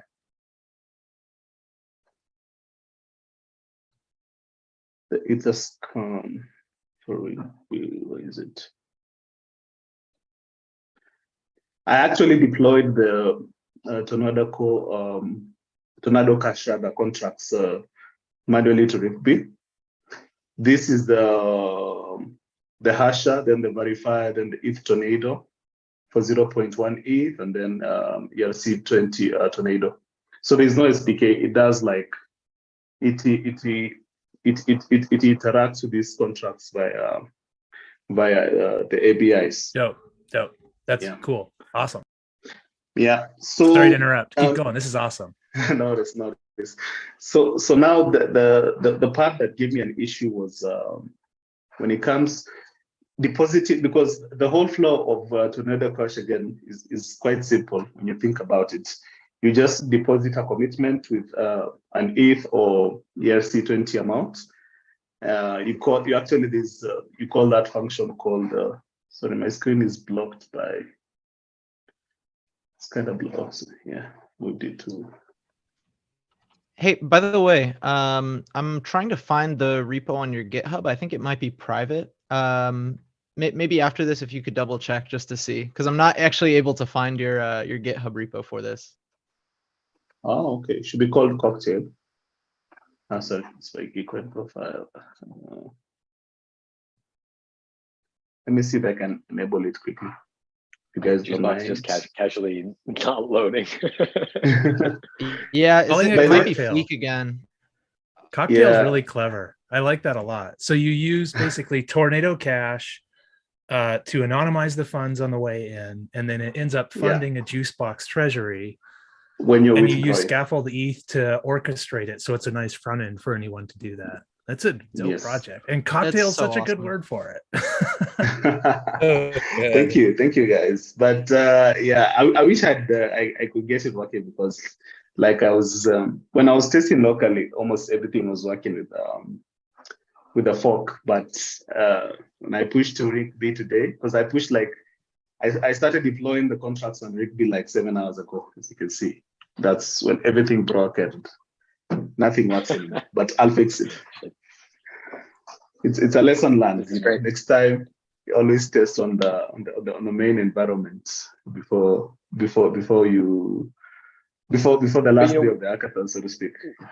One thing I'm thinking, looking at some of these projects, is I think what we found late in the day was it was easier to mainnet fork than to try to mock everything. And I think what is it, Yarn fork in Scaffold ETH will just fork. It starts a chain that is a fork rather than Yarn chain. I think it's Yarn chain. Yeah. Yarn chain starts your chain, but Yarn fork will create a local chain that's a fork of mainnet. It's like a way to quickly mock. You're still not going to probably. I mean, it might work. You probably would use the Tornado stuff. You would just Yarn fork and call the contracts, but you wouldn't be spending gas because you'd be doing it on your own instance. You just put the actual contract addresses on mainnet in .env or deploy script or something. We didn't start that way, but we had to end up that way because interacting with Juicebox was tricky otherwise.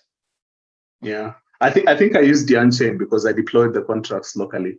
Right, you had the whole setup deployed locally as a mock. Yep. Yeah, that's cool. Yeah. And actually, another thing that I forgot to mention. Let me just show you in the code. It's when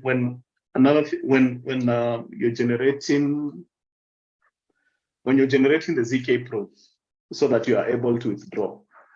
Because once you generate, when you submit the hash or the nullifier in the first step, now you have to generate a proof to the contract so that you show it that you're the owner of a certain amount of ETH or ERC20 in that contract. When you're generating it, I came into another problem in that, let's say I deposit, let's say I deposit 1 ETH here, and then I come to withdraw. Because the contract does not know the amount of ETH that I've deposited and the amount that I've come to withdraw, and the contracts that are responsible for the deposits of all these the contracts that are that take care of anonymizing all these amounts of ETH are different. Like for 0.1 ETH, there's a separate contract for it. For 1 ETH, there's a separate contract for it. So when I come here to withdraw, it becomes a bit hard to sort of figure out like the withdraw contract. I don't know if that makes sense. You're already tracking. You're already tracking the thing that they gave you, right? They give you a slip when you make the first thing. You're already tracking that and holding something in local storage. I feel like you could just like, along with holding that, you just have what amount it is also stored with it in local storage. Do you want to do less to anonymize yourself more? You want to transact less in one go? Maybe that's a good suggestion. So that's another issue that I came up, I encountered. Like I was not able to correctly, figure out the contract to call when I'm trying to withdraw. But anyway, so long story short, I should be able to get it working within a couple of days. That was going to be my next question. Is like, are you going to keep working on this for a while? Let's make sure you do, because I'd like to see this keep going. Yeah. Oh yeah. Yeah, definitely. Because actually, this solves the problem of donating anonymously to a project. I'd also be interested to know if you have ideas about the other side, which is like Constitution DAO wanting to obscure how much they've raised. I wonder if it's sort of the other side of the anonymity, like obscuring the total raised amount. That's a good question. It's not easy to solve. To be honest, I didn't think about that. Yeah. That's something I've thought about in the past, like putting a bunch of funds for these projects that are trying to raise a bunch for a fundraiser. Like they put a bunch of funds in Tornado Cash and then they only pull it out right when they actually need to do the bid or something like that. That might be a really cool, like another level to this. Yeah. But I wanted to remove that process of going to Tornado Cash, like have everything done. Have everything done in the Juicebox project, because at the end of the day, I'm envisioning this. If when it does go to mainnet, when I finish and it's working as it should be, you will not even have this app running. This app will not be live. The project will be, the contracts will be integrated, with the Juicebox contracts, and then you'll just have like a model that you can click, and then it does the anonymizing for you automatically without having to go to Tornado Cash. So that everything is like tightly integrated with Juicebox. So yeah, that is something that that's on my mind, so to speak. Hey, can I ask a follow-up too? So when you donate to a Juicebox project, if the project configures it so you can get their project tokens in return, have you thought about what happens in this case? So maybe if we're doing these different pool sizes, we can make those project tokens available to whoever contributed, or does this just call add to balance and it's like a one-way version of contributions? It's actually because there's a field where you can the beneficiary. Set the beneficiary, yeah. where you can set the beneficiary when you're paying. The contract when you're calling, because it knows, message.sender. The person who has generated, who deposited is the person who's going to withdraw at the end of the day. And they're going to be message.sender. So when the contract withdraws the amount and then everything checks out well, it is able now to set that message.sender, as a beneficiary.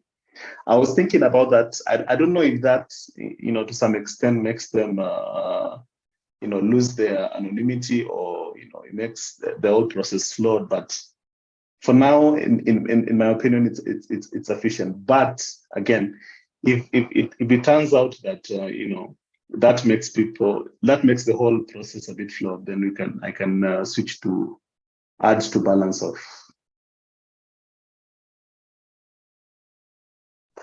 This project's So well done, and I'm definitely stoked to see it through the finish line. Awesome. So again, as I wrap up, so I get some sleep. I had a few questions for like the Juicebox team. Shoot. Awesome. The first question was, like, how do you envision this anonymous donations playing out in the future? Is it going to be like a side feature? Side feature, I mean that it is something that is an add-on to Juicebox, but it's not like something that it is not like a feature that is used by a lot of people. And if that is the case, how if it's just going to be a feature for like a select few individuals, how would you go about integrating it from your own perspective, from your own point of view? Yeah, that's a good question. I haven't put too much thought into that. I wonder if other designers or folks around the ecosystem have thought. But I think that what you said earlier makes a lot of sense too, is like when you're going to contribute, instead of paying an arbitrary number into that field, you can opt instead to pay anonymously. And I think like anytime you do this Tornado Cash anonymous style thing, it's always like an approximation towards anonymity depending on a few parameter variables. So depending on how like which design choices are going to improve anonymity, we may just like bias towards those just to kind of double down on like the whole point of the feature. But I think your idea sounds really good. Awesome. Yeah, I think even in its go ahead. No, I'm saying that's it from me. The floor is yours. Thanks. Man, amazing awesome project. So cool. Thank you. Have a good one. Good night. Yeah, have a good night. Yeah. Thanks for staying up. Bye-bye. Thanks so much.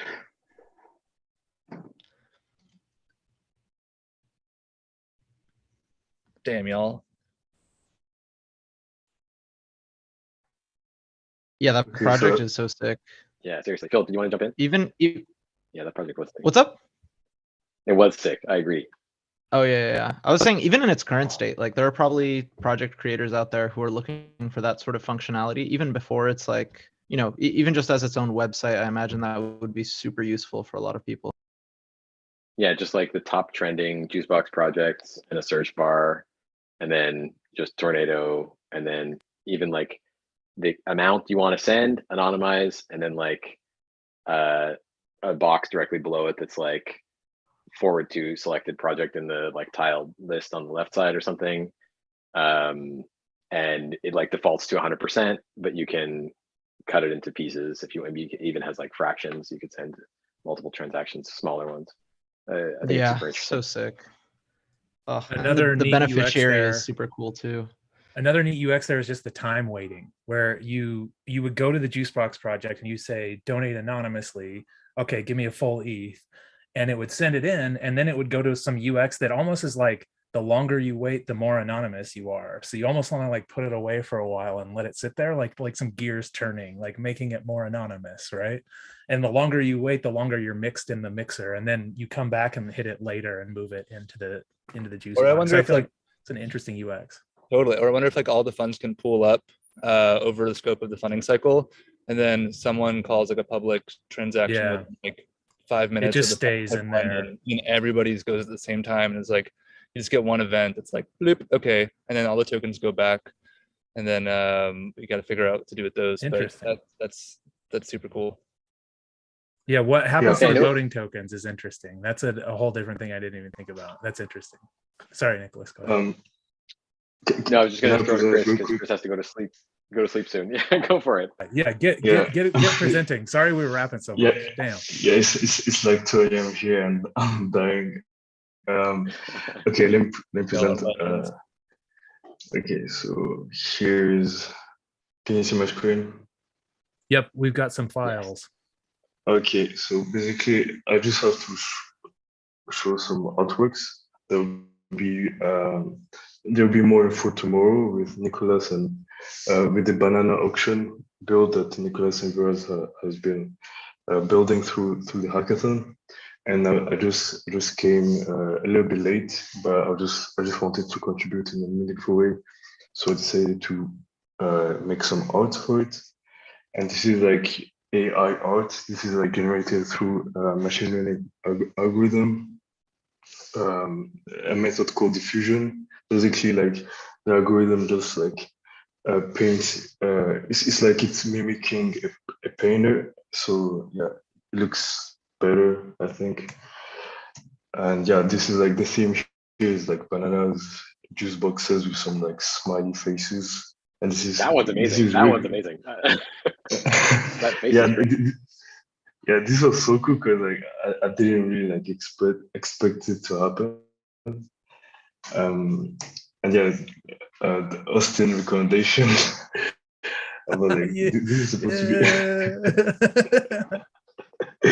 this is supposed to be a dog, like a dog. And yeah, bananas again. Okay, this is like juice boxes still with smiley faces. Yeah. And then yeah, sorry, in that data set, were you mixing like juice boxes, an art style, and smiley faces also in the data set? So the data set basically are already made beforehand.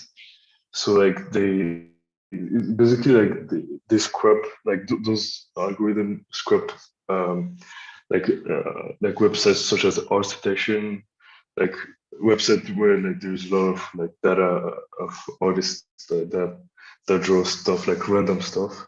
So like when you give it a prompt, let's say here I said like a smoking joint on a kitchen table, for example, and then it gave me this. So like you can see some elements of a kitchen, then of smoke and yeah, and some leaves behind.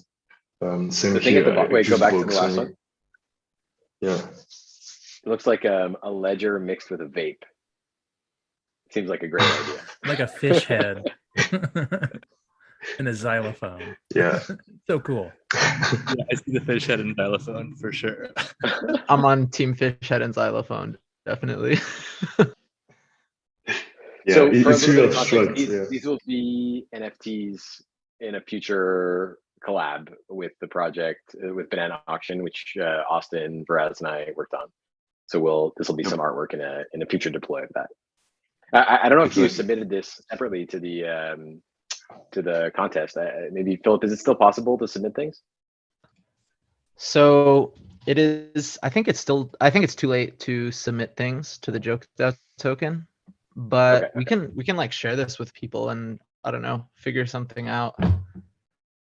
Yeah, we're gonna figure out for the deploy. I don't want to take time first to talk about the other project, but this is awesome artwork.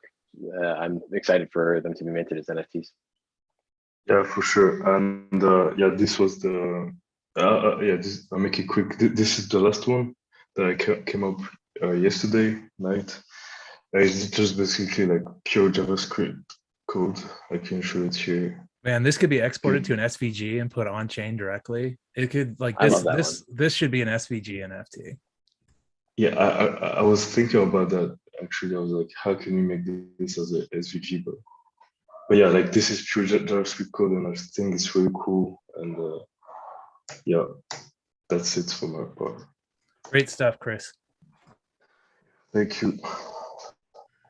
You gotta get some sleep too. I feel bad. We were like rapping so much. We're like, I'm sorry we kept you up. No, thank you. This was a really cool hackathon. So yeah, thanks to Juicebox as well.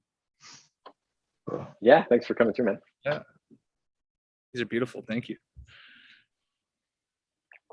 Okay, so who's next? Noctis, do you have something to show?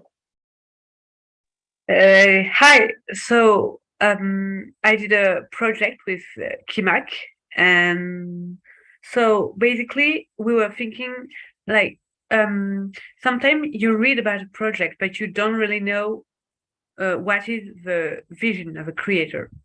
Like I participated to an open source community, and talking with the creator, the maintainer really helped me to understand what they were expecting from the future.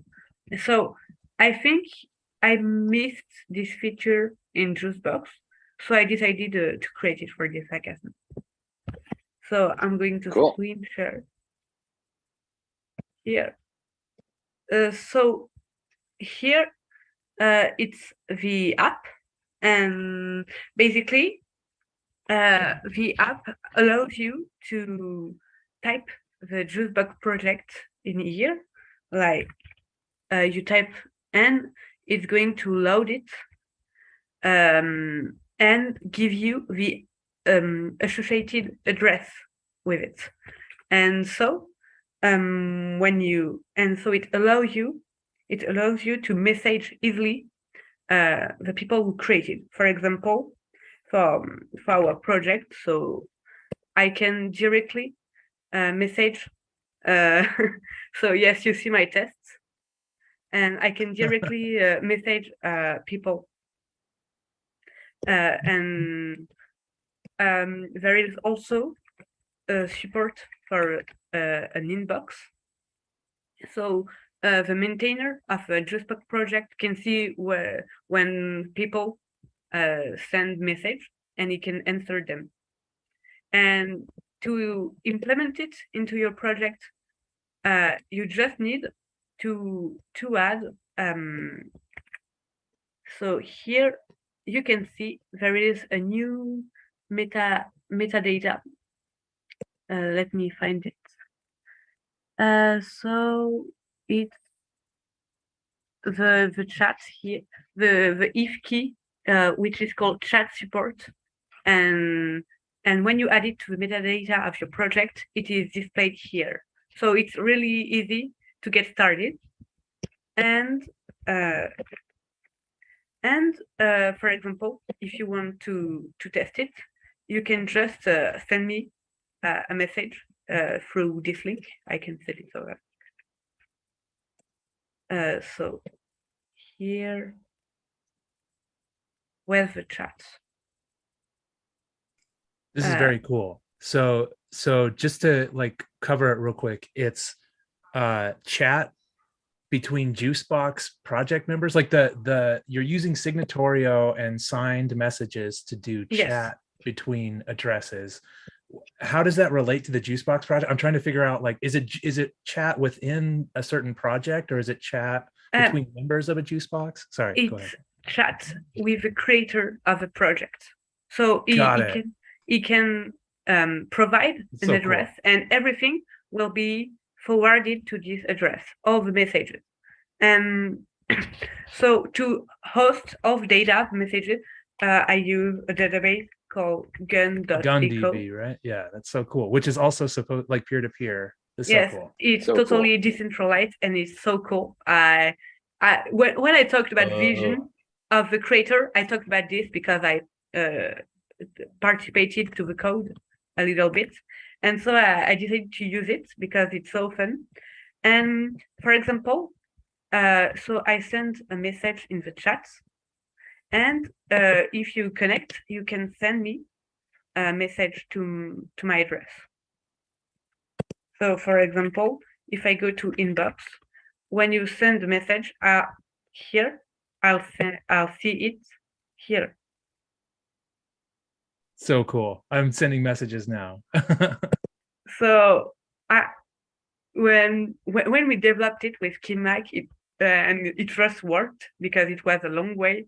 Like he sent me a dumb message, and I was laughing because it finally worked. And when I saw the inbox and everything, so it was really challenging to build, and that's it.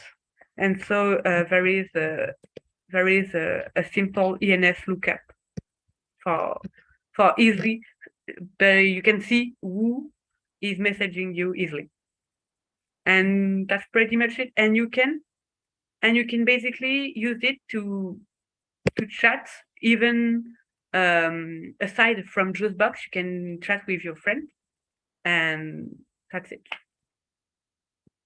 Really cool build. That's so cool. So cool. Are the messages private to the participants or are they public? So that's the great issue with GUB. When you start using it, it's hard to make things private, and this is part of what I'd like to improve after the hackathon, because I decided to work on the project to make it really usable. I think, like, I want to live up to the standard for chats, and so my goal was to encrypt the chat end to end, totally, and add contacts. And I wanted also to create group chat for all the Juicebox users who donated, who funded the project. Yeah, totally. It would be so cool, like, to have communities of people who participated to a project and in a peer-to-peer and based on Juicebox. And it'd also be really cool to field questions from the community that are just proposed, and the project owner, maybe they're privately proposed or they're just public, but they're not stored or they're not displayed on the dash, and the project owner can respond to them and then publicize them, kind of like a Q&A that gives other community members or people coming for the first time more context, and not a just project description kind of way, but more of like a back and forth, like organic conversation. Like, what the hell are you guys up to in this project? Yes, that was the goal. For example, here we created a wallet with for Success, and but I think it should be cool, like, to allow people like to have a bot, because it could be very demanding for a project owner to respond to like 100 of messages. So I think we should look into that, like create bots or maybe develop the ecosystem. And I think it would really enable to build a community around projects on a decentralized and dedicated platform. So that's it. Awesome. Fresh. Super cool. Suka is also a beautiful word. Yes. I was very busy coding, and today, at the end of a crunch, I launched Twitter, and I saw I have to convince Noctis, and if he's okay, we'll go with Success. And I was like, you don't need to convince me. I was like, go for it. Brilliant. Awesome. And there is also an improvement I could make. I don't know to did it because I had to learn React because I don't use it usually. I have to debounce the events, because here I think while you tap, you see that when I tap, this is I send a request, but it's not ideal. I would need to debounce the events and add a spinner to the project logo. So that's it. Perfectionist. Hell yeah. This is really great. So did we talk about, sorry, I had a kid needed some milk and stuff. Did we talk about encryption at all? Because I feel like we built encryption into a burner wallet where you just use your ECDSA key pairs to encrypt. I feel like doing that, it's not the best encryption in the world, but doing that like would be good, especially like going through like GunDB and having it in a database. Like I feel like you could just encrypt it with the other person's public key, and you did like chat basically using ECDSA as the I agree with encryption. you that this was so I thought about it, and this was really a great idea because it allows you to use your public key to encrypt it, and like I don't know to say it because the word English, but like you use a public key to encode and you use your private key to decode, like, and and that's cool because Ethereum is based on that. Like, this is already there for me to implement, and it will be kind of fast to do, and that's really the next step: encryption and privacy. Awesome, such a cool project. And it could be like put on top of anything too. Like, it's cool that it's part of Juicebox, but it also could be added to other things too. Yes, I like to not restrain like where my projects are used, because I think it allows people to build things on top of it more easily. Awesome. Thank you so much. This is a great project. Thank you. So it is working. So we can use it right now. Maybe we should have yes, maybe a way to bug another way to contact Austin. Yes, for example, here I see people who message me, and I can respond to them. Ooh, I wish, here's Nicholas says knit every time he nitpicks something. I wish I could do ENS addresses in the link. So I wish I could do jbhack1.vercel.app/chat equals Yes. atg.eth. Can I do that? No, you can't. Okay. And if we could, yeah. And I think if I had to do it, I would like use type of, like, because basically it's just an address is just a really big number. So I think if we use type of string, we can look up with the built-in hook in scalefile is. So everything. So it's kind of cool because I didn't have the time to build everything, but I really have a to-do list with everything I need to do and how to do it. So it's really satisfying to project my ideas in the future. It's such a good project. Thank you so much for building this. Keep building it. Reach out and let us know how we can help out. You probably have to go get some sleep too. Yes.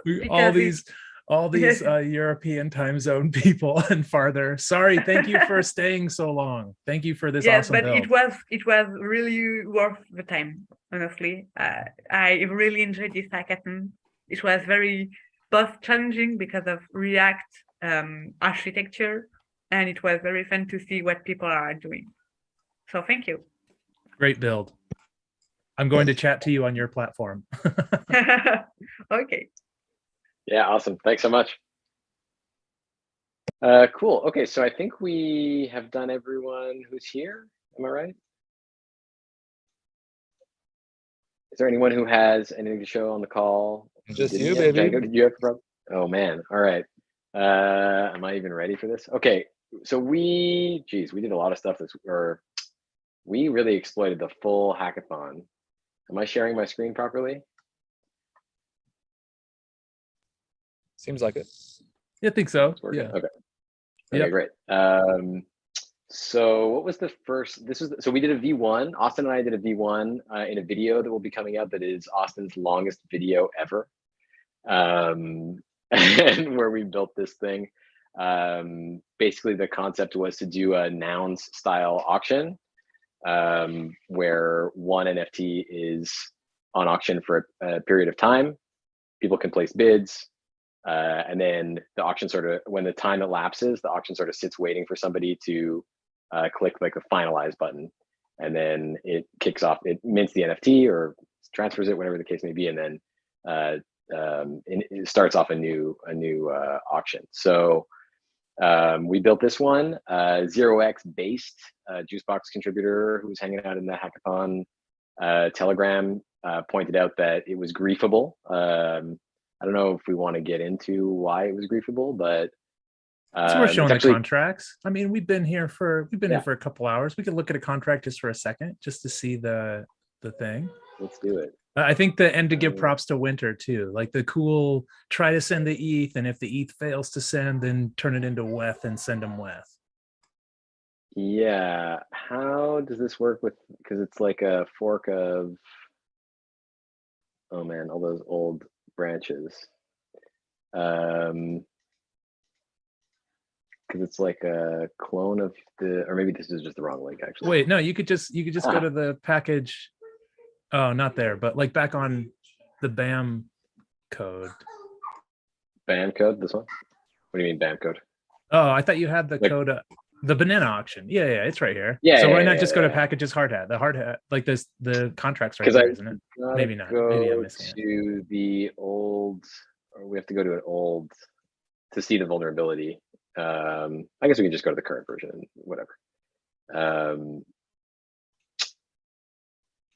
So you're looking at V2 or 3, but basically, I don't know if Austin, did you want to explain the Winter bit? Yeah. If we get to the part where you bid, whenever you bid, you're going to knock the other person off. It's kind of like a King of the Hill scenario. And there's a classic grief on a King of the Hill is you become the King of the Hill, and then you set it up so when someone sends you money, you revert.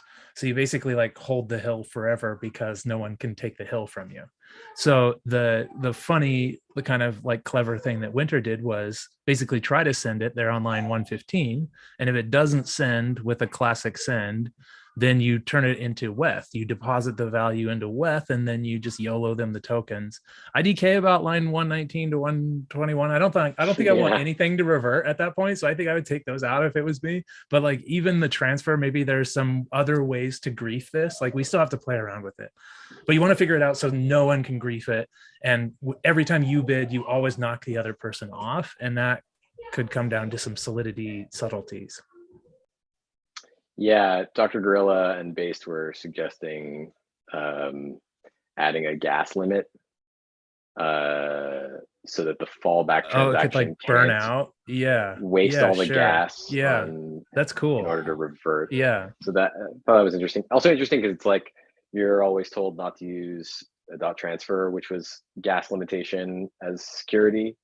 But this is kind of the same thing. However, it's not depending on the gas of an opcode. It's depending on a hard-coded gas limit. I think that's the difference. Someone purposefully outrunning running the gas out. Yeah, I think with send and transfer, there's just like a really small limit. So if you do any execution, it uses all your gas.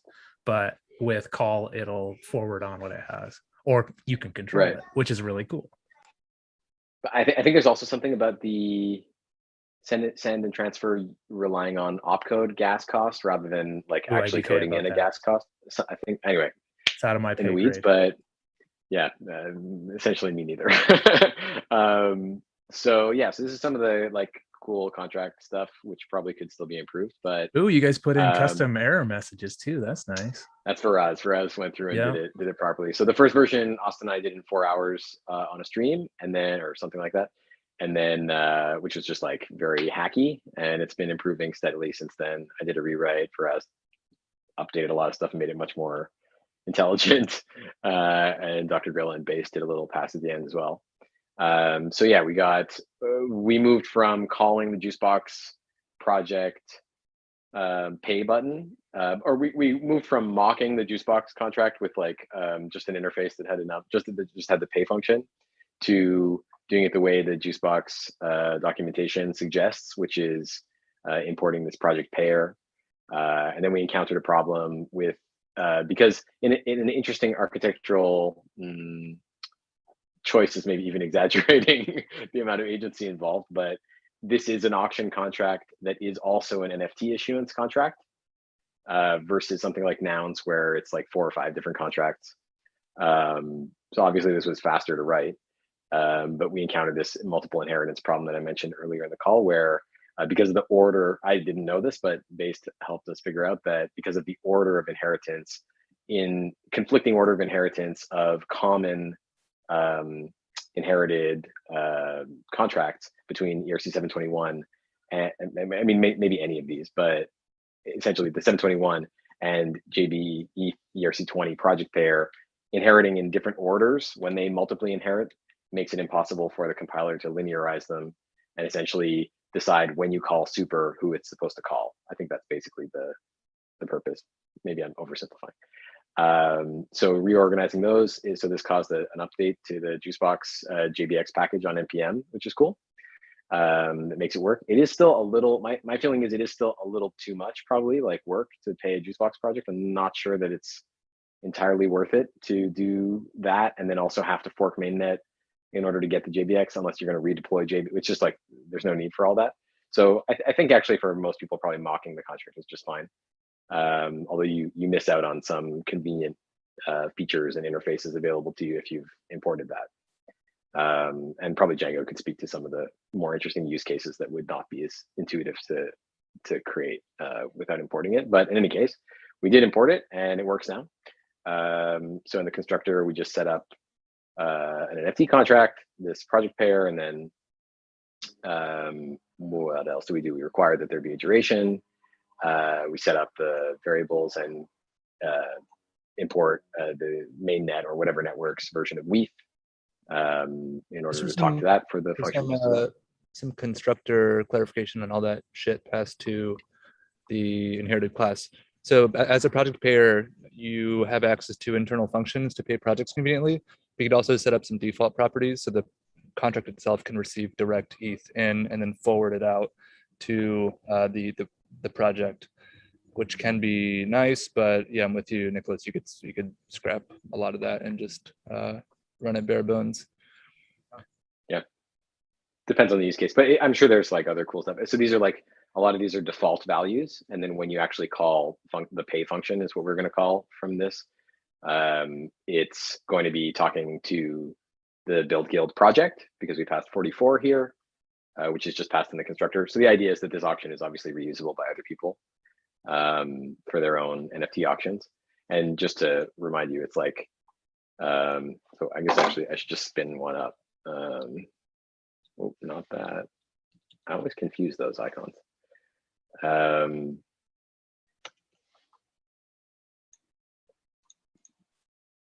So I guess I'll do it from the start. So yarn fork forks the mainnet, the deploy contract. One thing that I find annoying generally is not about scaffold or anything, but just like the sort of clunkiness of like commenting out the code that's used if you're deploying locally versus the code. It's just like easy to forget or screwed up. And so far it's not scary, but it could be scary if you had a mnemonic in your project or whatever. So yeah, so the deploy script just deploys. Oh, I guess I can show. Well, we've got that up. We might as well deploy it. Oops. Or that's not necessary. Uh-oh, what did I do?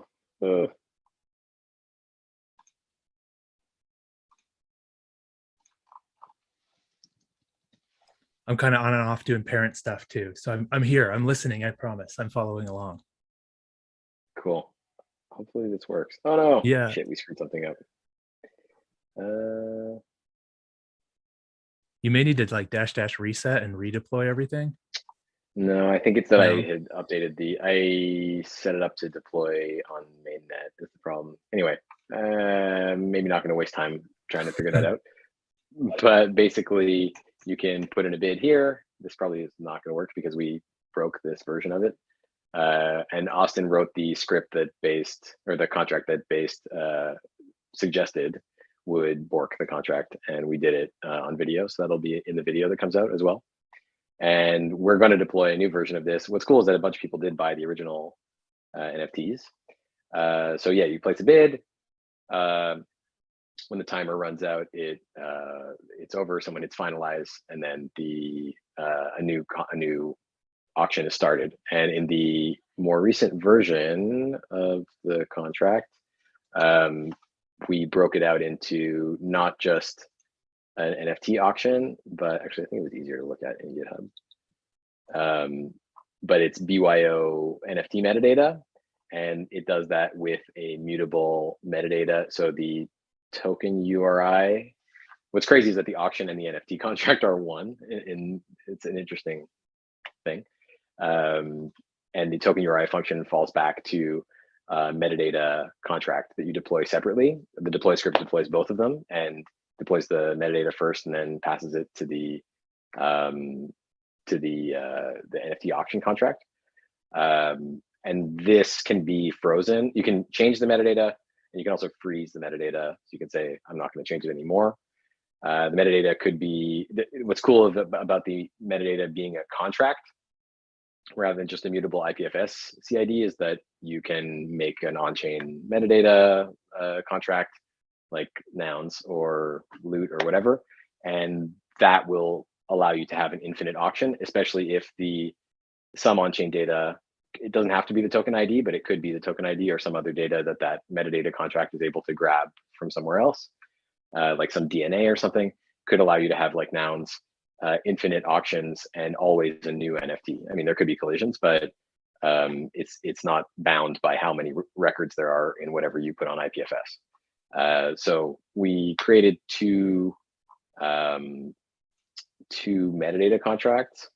The first one is single URI. So basically every NFT gets the same token metadata, like the banana contract, which maybe I can pull up.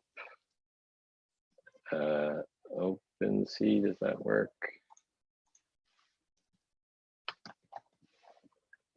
So essentially it's like an open edition auction. Oh, I don't know if I'm going to find it. Right, here we go. So this, I drew in Nifty Ink on the phone with Austin the other day, and so they all produced this one. So that the single URI metadata contract would give you something like this, where it's more like an open edition with a slow auction. And one thing we discovered is that while you can't really say that there's an auction every day, it sort of depends on the demand of someone hitting the finalize button.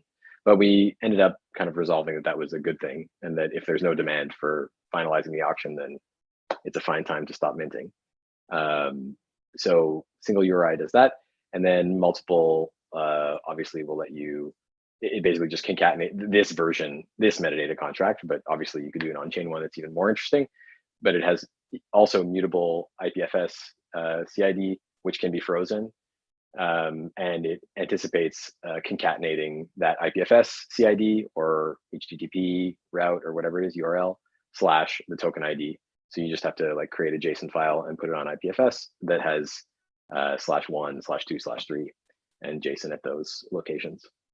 So that's the banana station. Or the banana auction. I don't feel like it's worth mucking around on stream with the deploy script to get it working probably.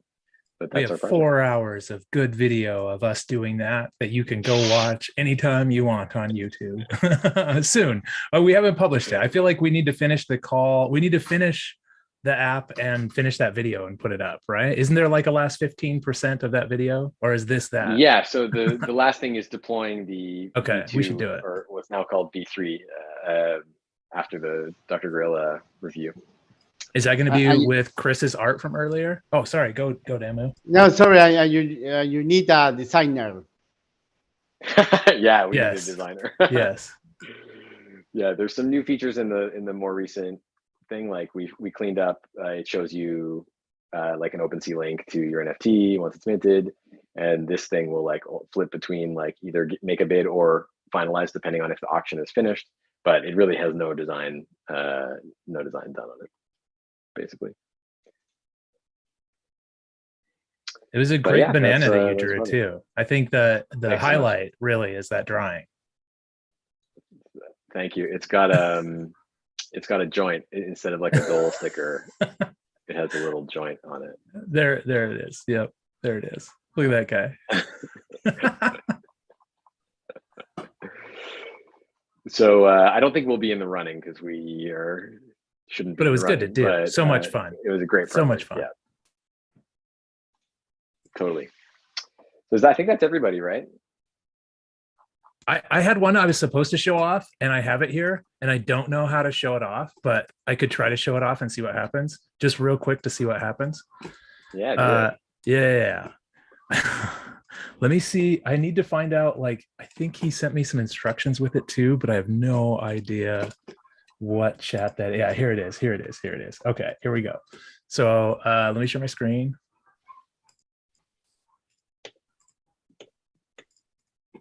Okay, here it is. Juicebox tools.surge. He sent this to me. I think you need to be on Rinkeby. I'm going to connect my wallet, make sure I'm on Rinkeby. It should set me up to do that. Maybe I already am. Ooh. Okay, and then Fund Builder stream.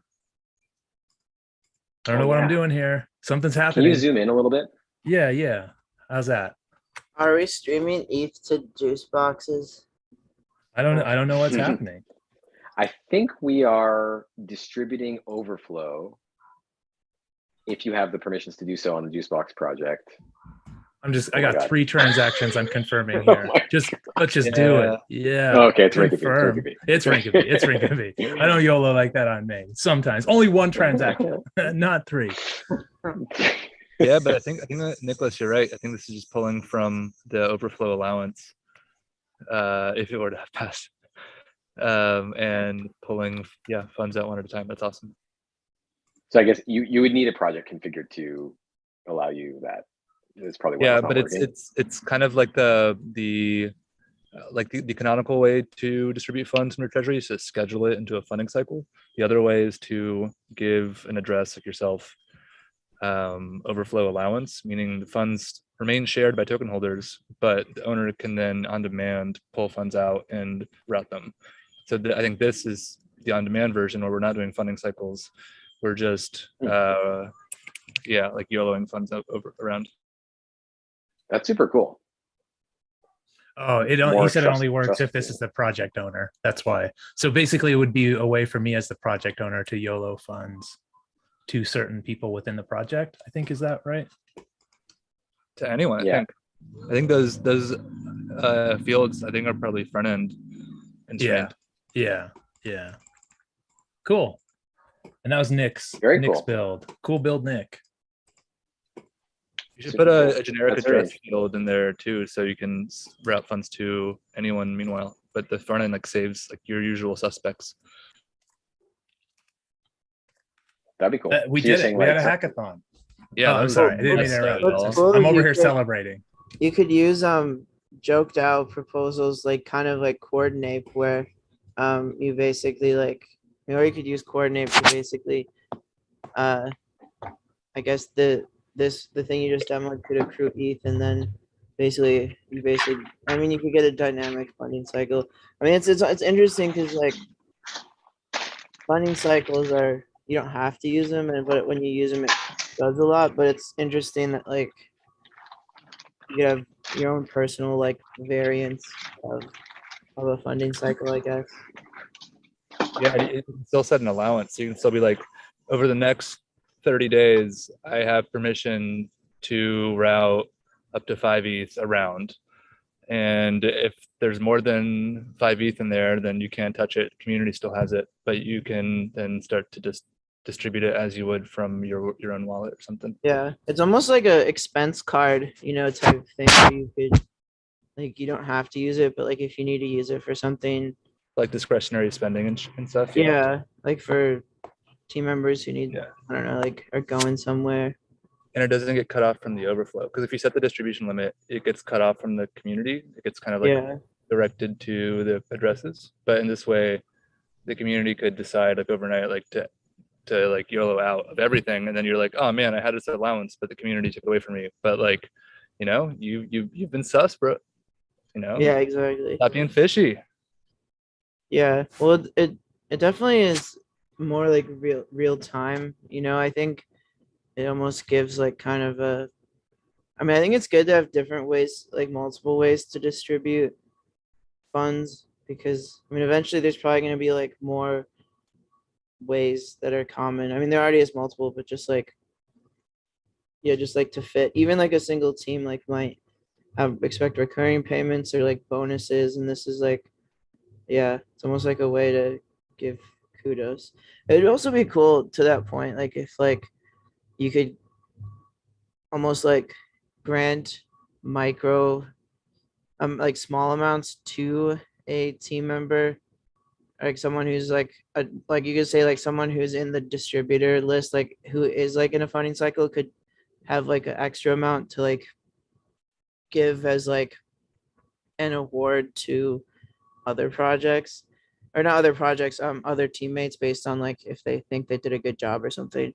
It's almost like a pool of like weekly like retrospective, you know, to use an engineering term type thing. I think it'd be interesting. I'm kind of rambling at this point, but Looks sick. Yeah. so many things to build. We need more hackathons. It's also really cool just to have a very constrained UI that just exposes like overflow allowance, as opposed to trying to put into a dashboard that does everything else the protocol can end up doing. It's like I'm very bullish on very like scoped use case front ends. Yeah. That just expose the way in which you want to use it, and you can obviously go over and see it on JB Money and maybe use other shit later. But most projects start really scoped and then evolve and mature, and that's like makes the onboarding a lot easier too. That was a cool project. That's a cool demo. Yeah. Oh, I like that one. I mean, I also like simple, like sort of like single purpose software. And I think like the problem with Web2 stuff is like single purpose software, it's hard to get to talk to other stuff. But with Web3, if you do it right, if it's like truly Web3, it can be single purpose, but also part of like the rest of the ecosystem. Yeah, I mean, you're seeing that sort of with like Lens Protocol. I'm excited to somehow tie up Lens Protocol with Juicebox, where like basically like I could make a module that like I could tip a post and then that goes to totally a project. So like basically forwarding it onto the project.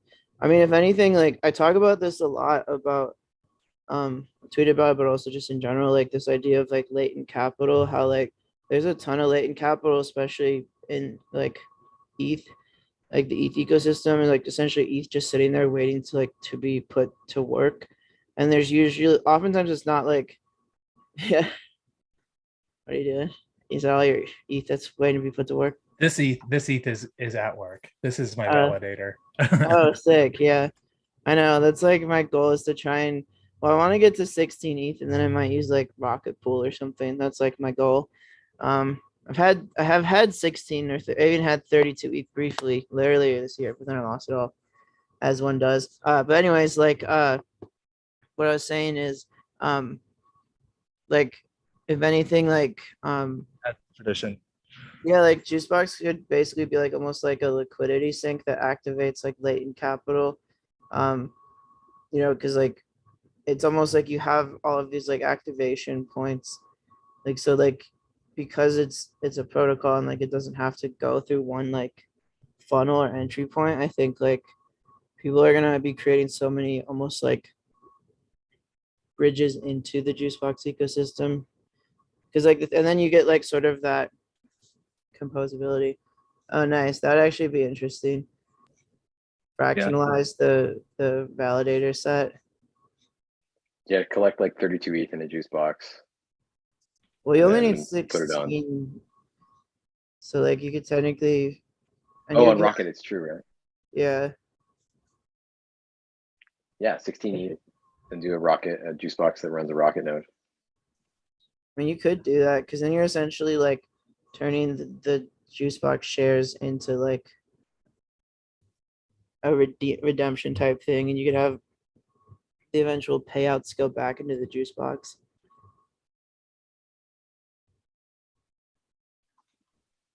Yeah, I wonder what would be interesting that you don't get from existing liquid staking choices. Like if y'all collectively decide that you also want to fund another initiative or a group of workers building some other aspect of that, then like the money is pooled and it's still shared. So you have an easy way to route it around if it's not all routed into the staking gig.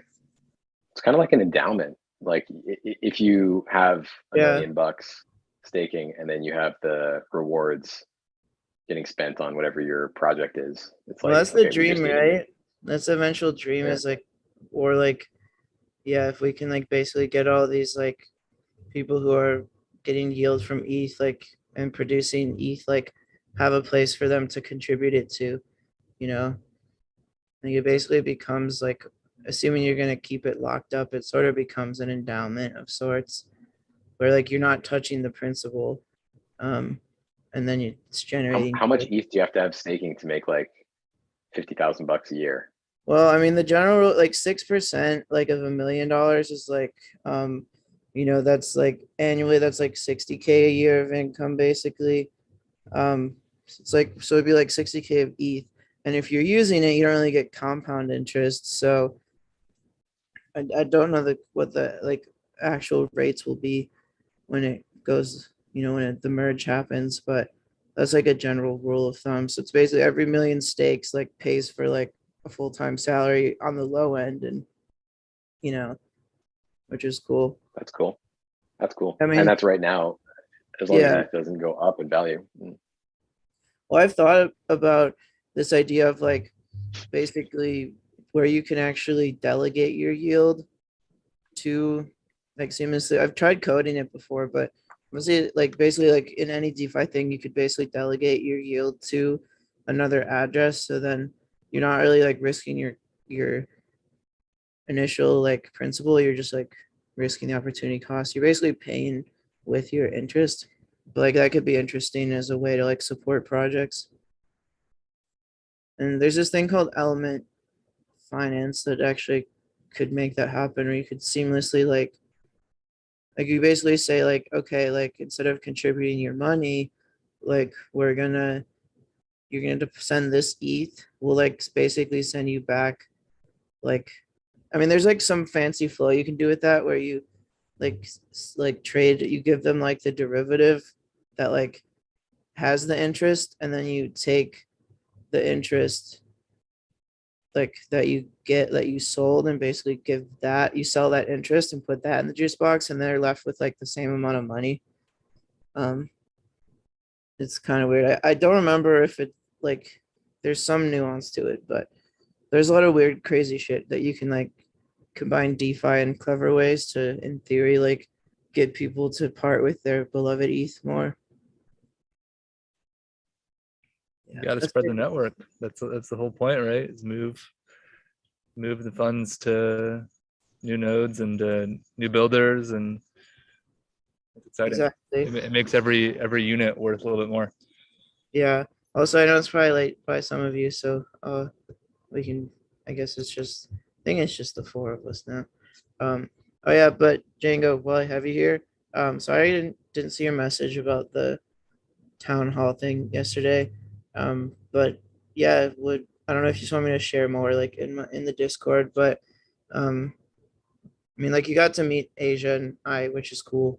Yeah, I think it'd be like good for us to try and do that like contributor onboarding flow for PeelDAO, just because we have like a lot of relevant skills, and then it would sort of solve the existential problem that we have right now. Is like we're both like out of money because AOL ran out of money, so we're just like, we don't want to give up the dream of building AOL, but we also like, I don't know, I have like very like mixed feelings about venture capital. Like I just like ideologically don't like it, and I want to like always wanted to do it sort of like more grassroots and stuff. And even just like now, it's like we've been spending so much time trying to make a pitch deck, and like it's just, I would just love to like get paid to code, and then when I'm not doing that, I can code AOL and just like, I don't know, sounds fun. So I mean, if you're building public infra that you're going to use, then it's like a win-win, and I bet the DAO would support it.